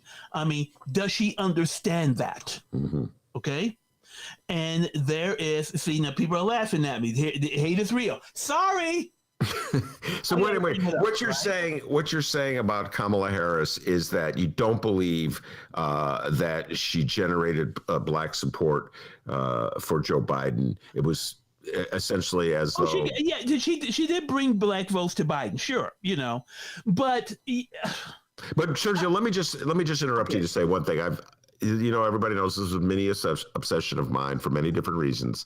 And so I'll try to refrain from going on a long dissertation. I'll just say this. I took a close look at the election results, actual results, not polls, actual results from the Black wards of Chicago. When I say Black wards, they're like 99.9% Black. So this is as good as you're going to get in terms of seeing how Black people voted. 3% for Donald Trump, which is more than the 1.8% or so he got in 2016. So you could say, wow, that's a significant percentage increase. But in reality, he got trounced. And it was the Black vote, a solid Black vote for Joe Biden that defeated Donald Trump. So to me, the notion that there were Black people voting for Donald Trump has always been exaggerated, and it's always been exaggerated. I absolutely agree. Distortion, absolute distortion of reality. It was that way in 2016. It's that way in 2020. Yeah, I absolutely agree. It was greatly exaggerated. And I'll go one step further, and I'll make an analogy, and this is why it matters so much to me when I make this analogy and get your thoughts on this. The notion that Bernie vote for Donald Trump, that's also a distortion. That's like a myth that mainstream Dems have put out to to explain why Hillary Clinton lost in 2016. And I see some parallels between the distortion, feeling compelled to exaggerate the number of Black people who voted for Donald Trump, and feeling compelled to exaggerate the number of Bernie people who voted for Donald Trump. Your thoughts? I mean, it's all exaggeration. People have this, want to create this narrative, and they want to fit into this narrative regardless of what the numbers actually say. So when I start seeing these pieces like before the election, that, Black men are coming out in force for Trump. And I said, where did you read that anywhere? And also this whole thing like Black women are the backbone of the Democratic Party. Well, Black men vote too. Yeah, what is this? Like, you tell me that Black men don't exist, or all Black men vote Republican? What are you trying to tell me? But here's the other thing. I think there is also a thing where I think many African Americans feel that we want more representation among us. Like I said, and I said this once on your show before, and you were shocked. And I said that, what's her name? Imara Enya would never be elected mayor of Chicago never be elected mayor of Chicago, because black people in Chicago are not going to vote for a Nigerian for mayor. Yeah, I remember when you said that. That's not going to happen. Mm-hmm. That's not ever going to happen, right? And, you know, I'm sure white people hear that go like, huh, what are you talking about? No, it's not going to happen. Okay? Because many black people understandably will say, what does she know? I mean, she's the daughter of Nigerian immigrants. What does she know about black people, African American history in Chicago, African Americans, the history and the legacy of African Americans in Chicago through the years of Daily. I'm talking about like both dailies. And even Jane Byrne, and even before that, you know, when this city was, right, it still is the most segregated city in the United States. What does she know about that? She doesn't. Okay? She doesn't know the history of that. So how would she even know how to approach that? You know? By the way, to give you an indication of how Republicans view the matter of black vote, I want to, again, point out, I haven't had a chance to do the deep dive on this, but one of our listeners, Frank, was so kind to send me this text and this tweet. It's talking about developing story out of Georgia. Georgia State Senate Republicans say they will work during the legislative session to eliminate at-will absentee voting, to require photo ID for absentee voting for cause, and to outlaw drop boxes in order to, quote, crack down on ballot harvesting. What a joke. Sergio, what that is saying is they're going after the black vote. That's what that is saying. And so this notion that black people are going for Donald Trump and the Republicans, if that were the case, why would Republicans in Georgia be moving heaven and earth to try to make it that much more difficult for black people to vote? If black people were going Republican, why would they be making it difficult for blacks to vote Republican? If that were the case, why would they be moving in Michigan to throw out the votes from Detroit so that Donald Trump could win? The notion that black people are voting for Donald Trump is a canard promoted by the Republicans to justify their racist policies by making white people feel better about supporting them. That's my position, Sergio Mims. Okay. Before that, let me just answer this question here. I wonder what Sergio thinks of Tim Scott. You want to know what I think? He's a bootlegging lawn jockey. Okay. Wait, say that one more time. Okay. Hey, wait, let me just ask the question. Out of nowhere, Sergio. Well, by the way, Sergio's on the live stream chat while doing his interview. Right. Sergio, I can see him. This guy multitasks. All right, Sergio. I'm looking here, right. All right, let me ask you this. Since you raised what's your opinion of U.S. Senator Tim Scott, Republican from South Carolina, who emails me like 4 times a day with fundraising appeals? I don't know why he's bothering me. But what's your... He's a bootlegging lawn jockey. What do you want me to say? I just wanted to clarify that. Okay, all right. I'm sure that when he visits the White House, he goes through the color entrance in the back. Okay. And he doesn't complain about it. All right, now, but the story about Georgia is the oldest story in the world about black suppression in the South. Well, black voter suppression everywhere, not just the South. But the South, of course, is has almost practiced that to a fine art. I did see that the debate between Warnock and Loeffler. Yes, Kelly Loeffler. Where she was. I thought he could have been better. I thought he really could have been better, because, but she did the thing where she went after him, basically making him the clone of Ho Chi Minh. It's just like,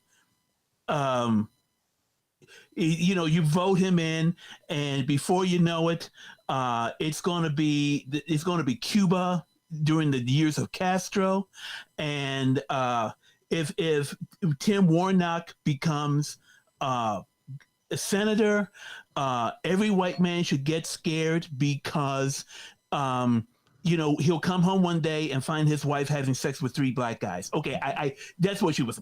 I get it. Okay, but he couldn't respond. I wanted him to respond stronger to that. to those issues. Well, Sergio, that is a problem across the board with Dems, and we saw it in the presidential debate with Joe Biden and Donald Trump, and in the vice presidential debate with Kamala Harris and Mike Pence. Democrats don't forcefully defend themselves. It's almost like they're buying into the things that Republicans say about them. I've seen that across the board. I've never seen a Democrat who is sort of the left-wing version.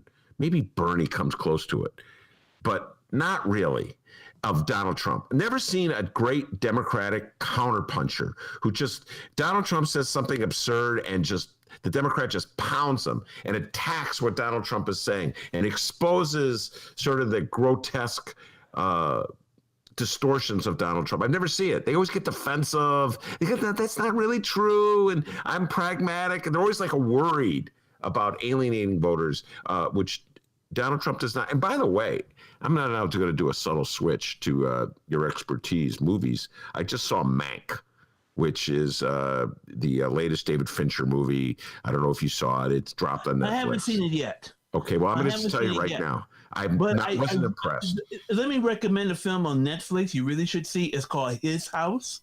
His House, which is a horror film, which is really good, really scary, really well done. His House is on Netflix right now. It stars this actress who was in this series Lovecraft County. Really good. About these Sudan immigrants who moved to this housing in England, which is you just see the film. It's really I'm gonna watch. All right, so I saw Mank. I'm not recommending it. I didn't think it was good. All right, that's. Oh, well, if we'll talk about movies, let me talk about briefly. But let me just say the point. In Mank, they recount one of the sub-themes, sub-narratives is about the gubernatorial race in California featuring Upton Sinclair, who was running from the left as a Democrat, and how the Republicans red-baited him. And this is in the 30s, and it was a governor's race like 1934. I saw Upton Sinclair ran as a socialist.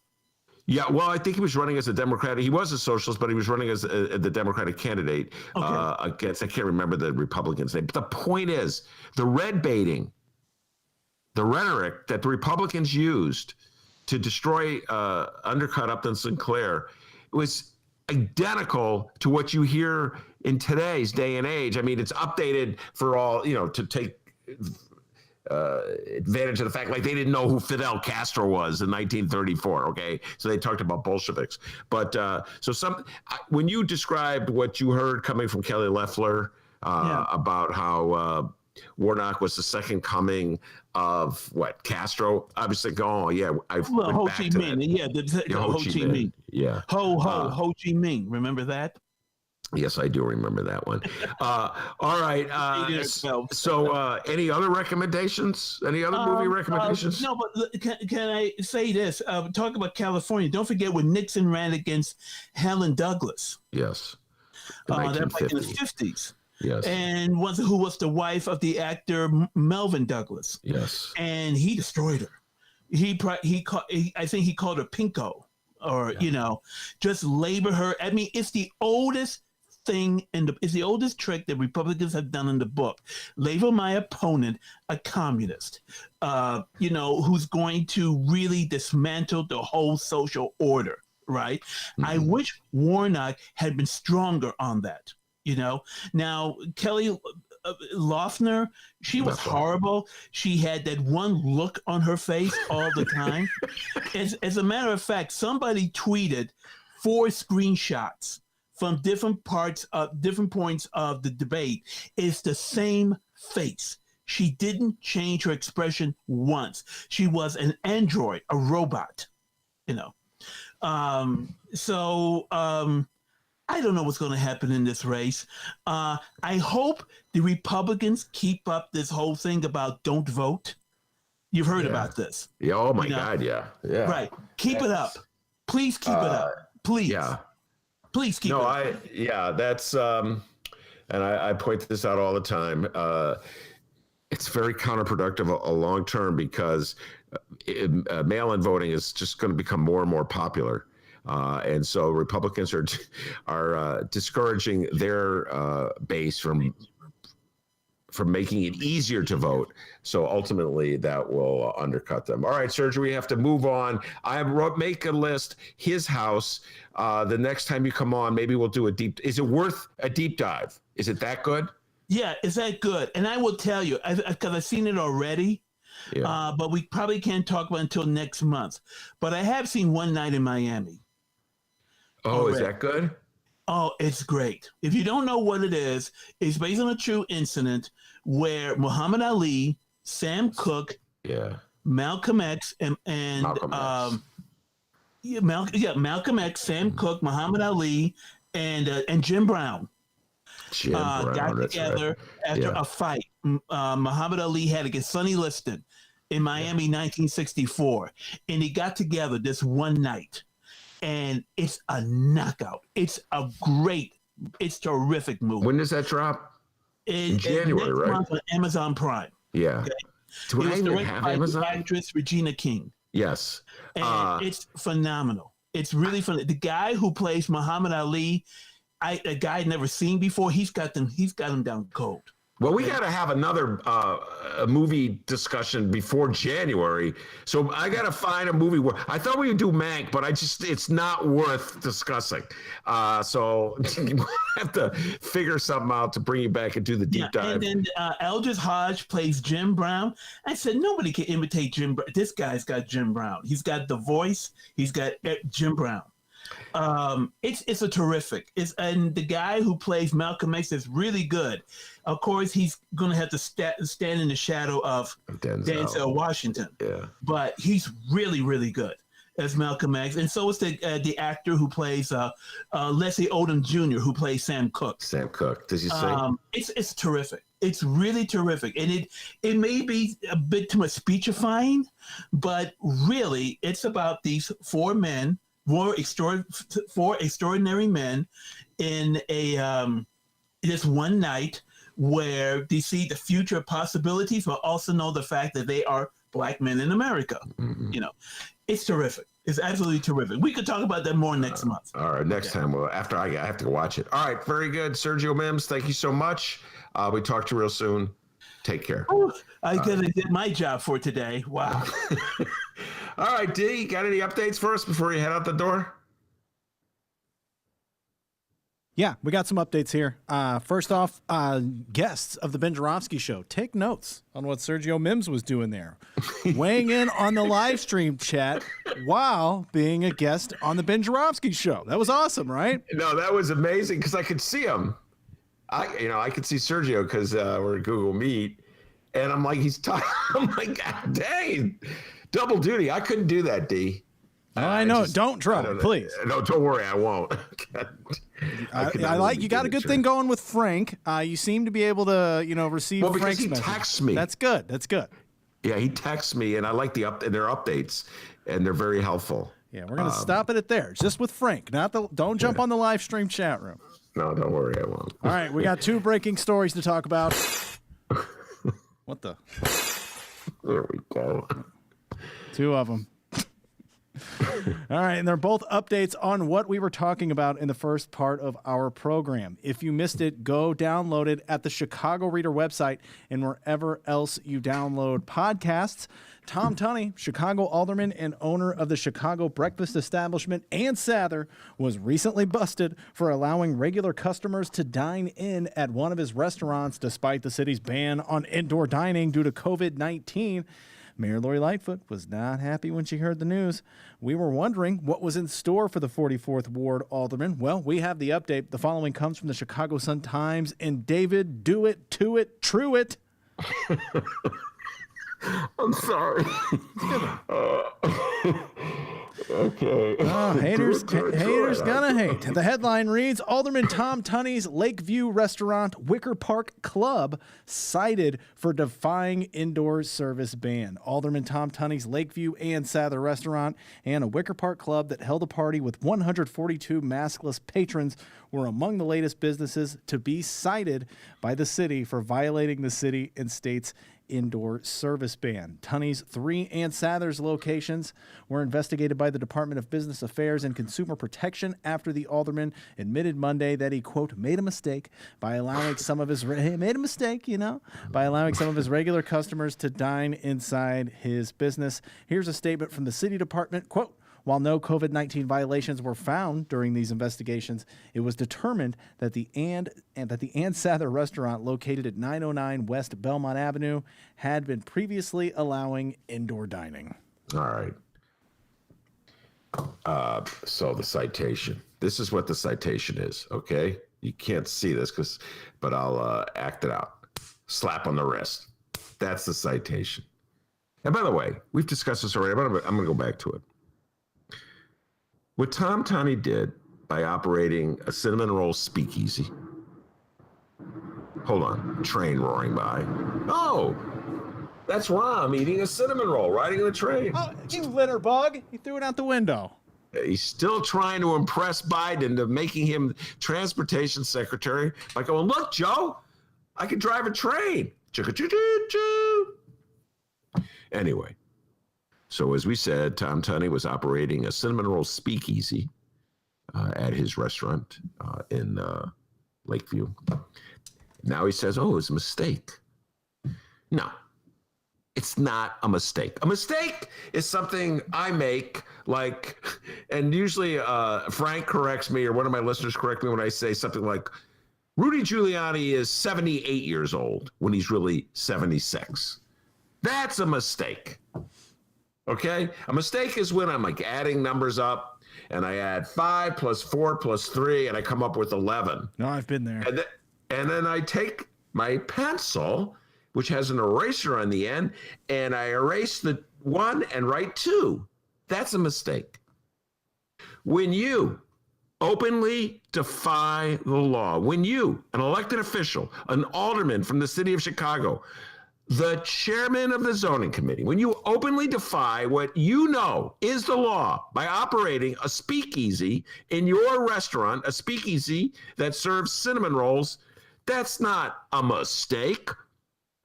That's a willful violation of the law. That's you taking 2 middle fingers and raising them in the air at J.B. Pritzker. That's you undercutting the Democratic Party, which you are supposedly a member, and its efforts to try to get people united on the notion that we have a reason to wear masks and social distance. That's you claiming something for yourself that hundreds and hundreds of other restaurants can't claim. That's you thinking you're above the law because you're an alderman, because you got clout with Lori Lightfoot, because she made you chairman of the zoning committee, that you're so powerful that every developer in the city of Chicago has to come to your committee hearings to get approval for their zoning deals. That's you heading into Ed Burke country. That's you feeling like, I could do no wrong. I'm the chairman of the zoning committee. I got voters in the 44th Ward who will just punch my name just out of habit. Winston Churchill could be running against me from alderman of the 44th Ward. FDR could be running against me for alderman of the 44th Ward. Abraham Lincoln could be running against me for alderman of the 44th Ward. Dr. Doobie of Alton could be running against me for alderman of the 44th Ward. And those Lakeview residents will be like, I see the name Tunney. I can't control myself.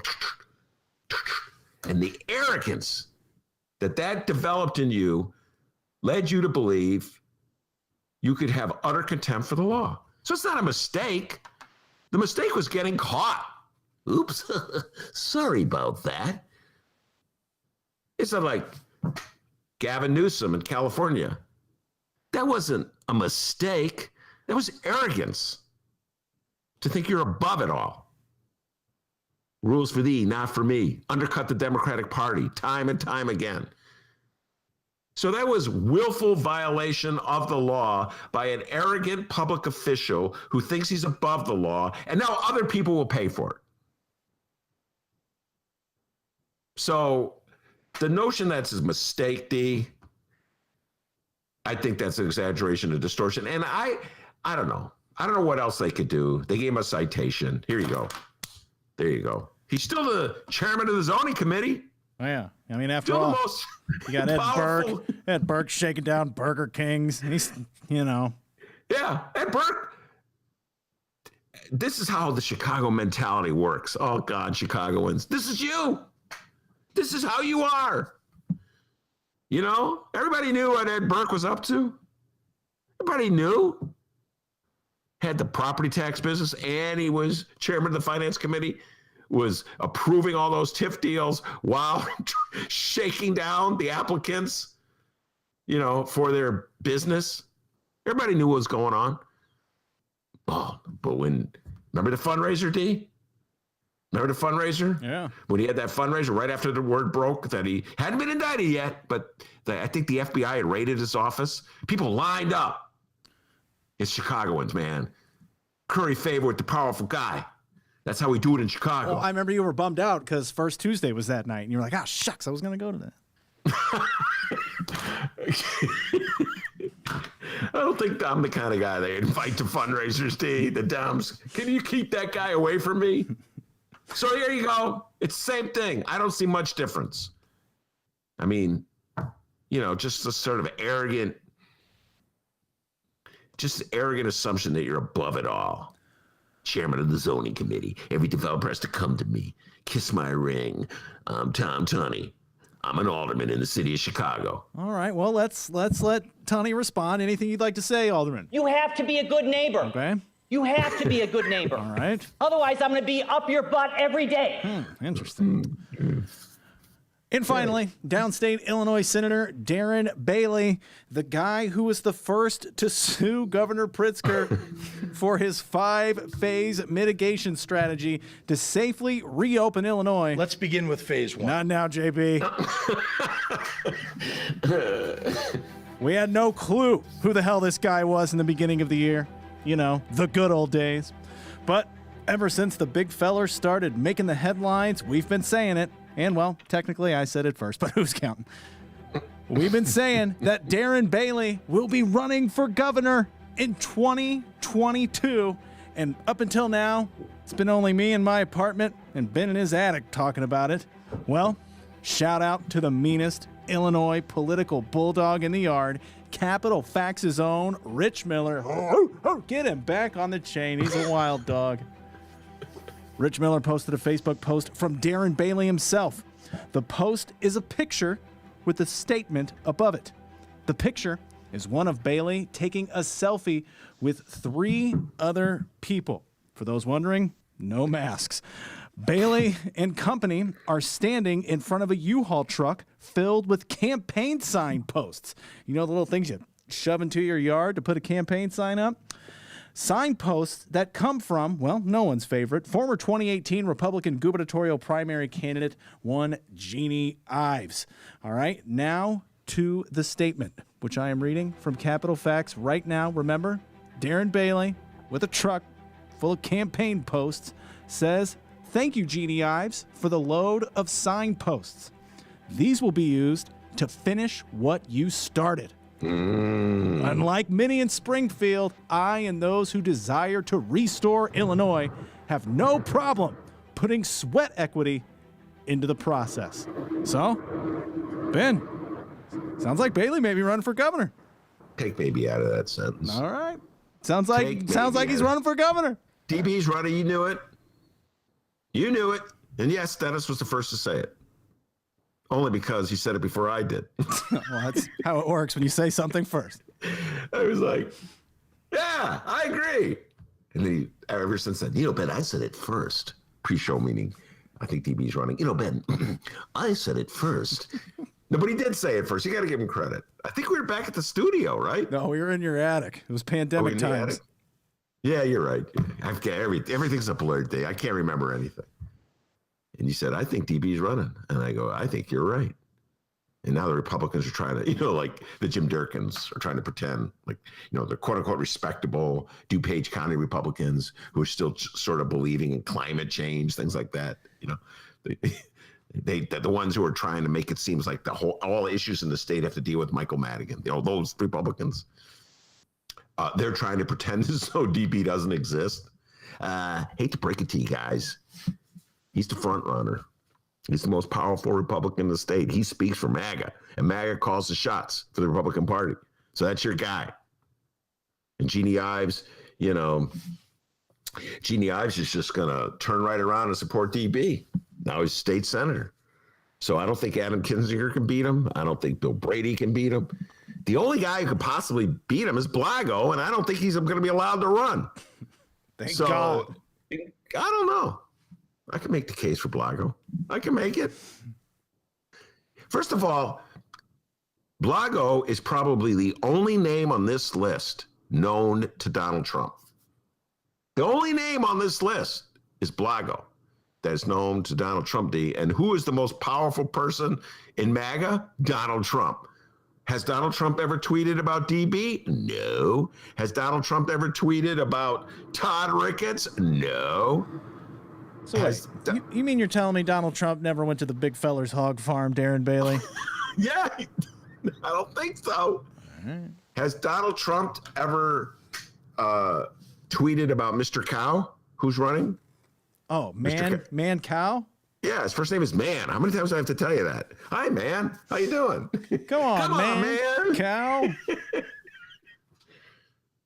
So Donald Trump, man. Cow. He's only tweeted about Blago. So I still say Blago, powerful force in the Republican Party.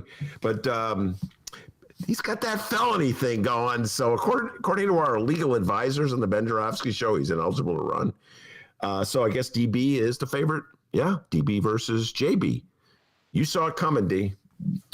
And by the way, Tom Tunney, thanks a lot.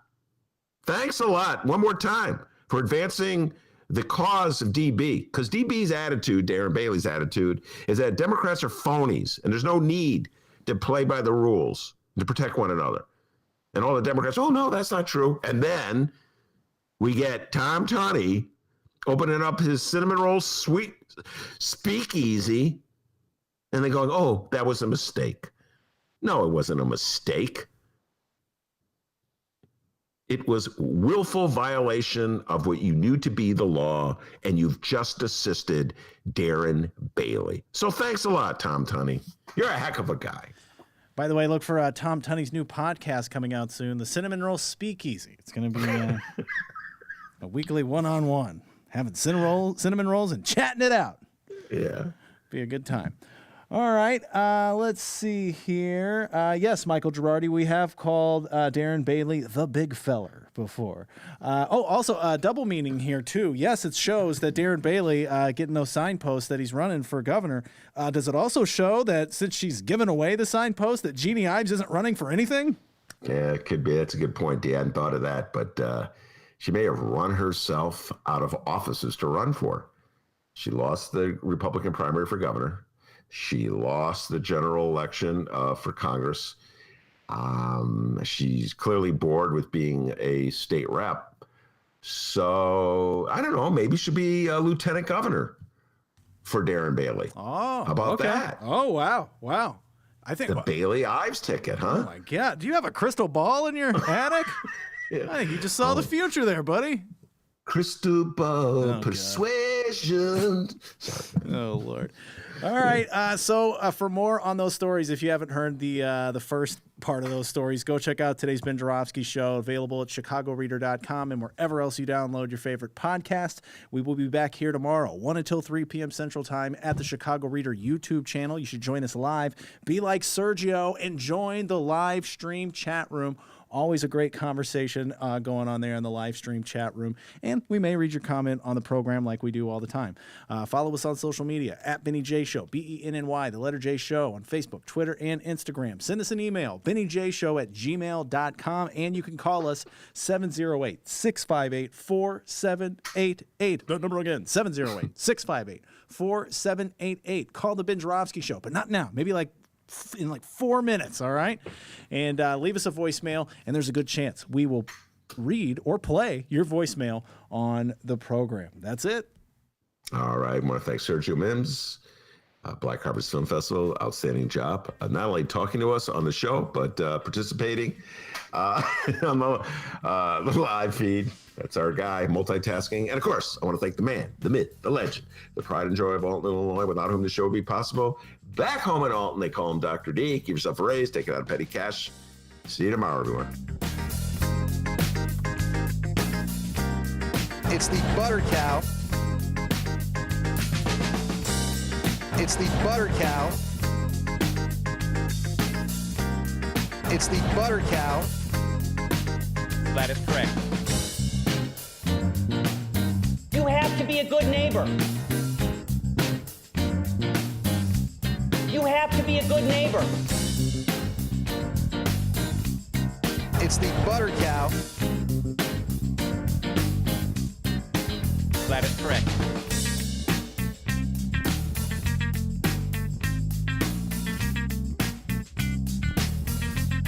It's the butter cow. You have to be a good neighbor. It's the butter cow. You have to be a good neighbor. That is correct.